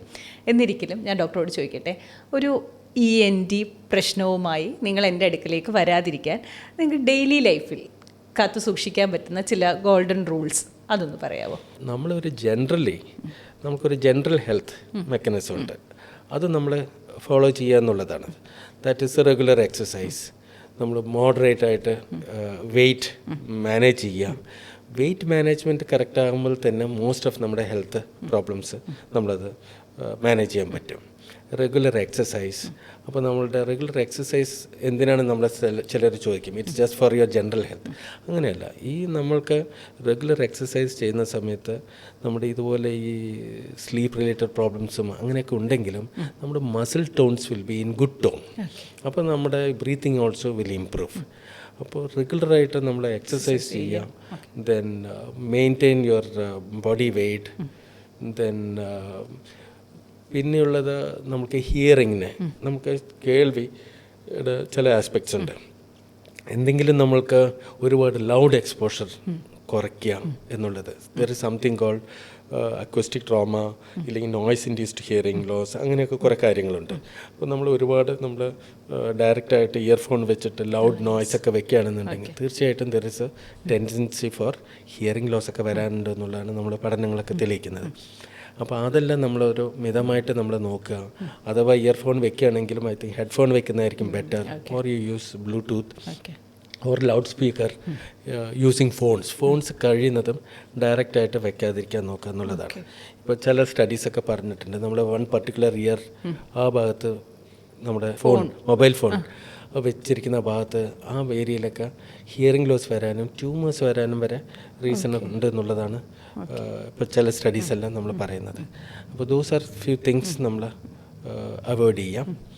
Then routinely that is something overall health what is managing. you do that. Breathing exercise is the best thing I tell most of the patients. അപ്പോൾ അത് നമുക്ക് ഒരുപാട് കാര്യങ്ങൾ നമുക്കത് ചെയ്യാൻ പറ്റും. പലരും വിത്ത് മൈഗ്രെയിൻ പേഷ്യൻസും ഇല്ല ഇതുപോലെയുള്ള ഇടയ്ക്കുള്ള സ്ലീപ്പ് അപ്നിയ പേഷ്യൻസും അലർജി പേഷ്യൻസും ഇവർക്കൊക്കെ ഈ ബ്രീത്തിങ് എക്സസൈസ് വെരി ഗുഡ്. ഇടയ്ക്കിടയ്ക്ക് ഇയർ ഡിസ്ഫങ്ഷൻ, അങ്ങനെയുള്ള ഈ സ്റ്റേഷൻ ഡിസ്ഫങ്ഷൻ, അങ്ങനെയുള്ളവർക്കൊക്കെ ഇതുപോലെ ഈ breathing exercise is very good. Okay doctor, ഇത് പറഞ്ഞു കേട്ടപ്പോൾ ചോദിക്കാണ്ട് പോകാൻ നിവർത്തിയില്ലാത്തത് കൊണ്ടാണ്. നമ്മൾ ഈ ജെൻസിക്ക് വേണ്ടിയൊക്കെ ഞാൻ ചോദിക്കട്ടെ, എപ്പോഴും ഈ ചെവിയിൽ ഇയർബഡ്സുമായി നടക്കുന്ന മനുഷ്യരെ നമ്മൾ കാണുന്നുണ്ട്. അത് കേൾവിക്ക് അല്ലെങ്കിൽ ചെവിയുടെ ആരോഗ്യത്തിന് ഹാനികരമാണോ? അപ്പം നമ്മൾക്ക് ഡയറക്റ്റായിട്ട് ഇയർഫോൺസ് വെക്കുന്നത് നാച്ചുറലി അതൊരു കോമ്പാക്റ്റ് ഏരിയയാണ് ഇയർ കനാൽ. അതിൻ്റെ മറുഭാഗത്താണ് ഇയർ ഡ്രം നിൽക്കുന്നത്. അപ്പോൾ ഇയർ സൗണ്ട് എന്ന് പറയുന്നതും ഇറ്റ് ഇസ് ലൈക്ക് എയർ പ്രഷറാണ്. അപ്പോൾ it is continuously giving continuous pressure. Short ഏരിയയിൽ ഹൈ പ്രഷർ കൊടുക്കുന്നു. ഈ ഇയർ ഡ്രമിൻ്റെ pressure it will be transmitted through the ossicles to the inner ear also. അപ്പോൾ അത് കണ്ടിന്യൂസ് ആയിട്ട് നമ്മൾ ഉപയോഗിക്കുന്നു. എനിത്തിങ് അധികമായാലും അമൃതം വിഷം, അതുപോലെ തന്നെ.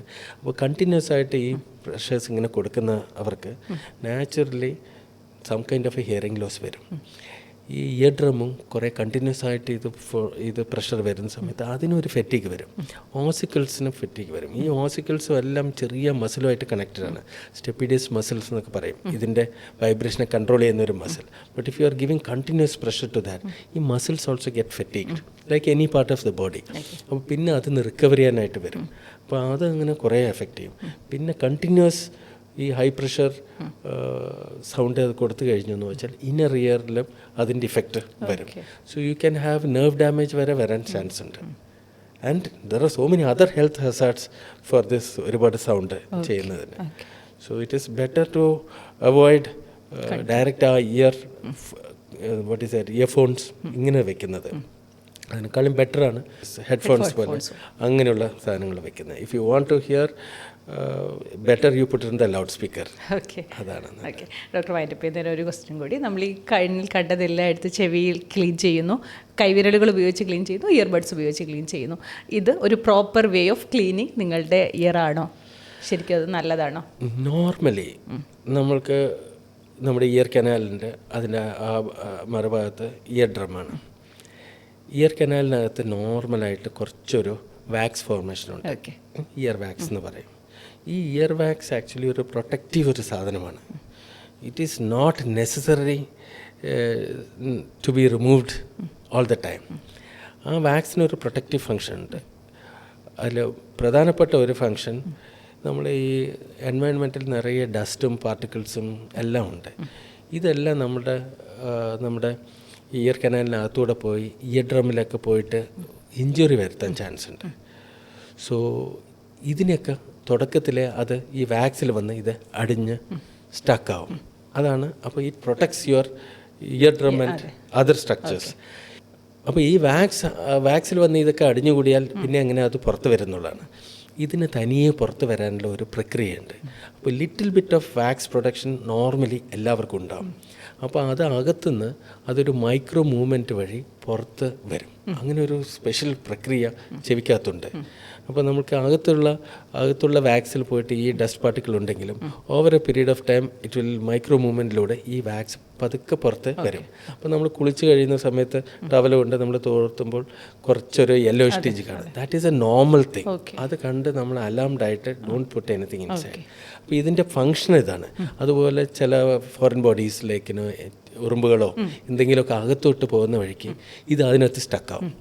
ആൻഡ് യു വിൽ ഫീൽ നമ്മൾ എന്തെങ്കിലും അത് ചെയ്യും ഓർ ഇതിന് നമുക്ക് പുറത്ത് വരാൻ പറ്റും. സോ ഇറ്റ് ഈസ് ഒരു പ്രൊട്ടക്റ്റീവ് ഫങ്ഷൻ ഉണ്ട്. It also has got anti bacterial function. അപ്പോൾ നമുക്ക് വെറുതെ ഉള്ള സാധാരണ നമ്മുടെ എൻവയൺമെൻറ്റിലൊക്കെ ഇഷ്ടംപോലെ ബാക്ടീരിയ എല്ലാ കാര്യങ്ങളുണ്ട്.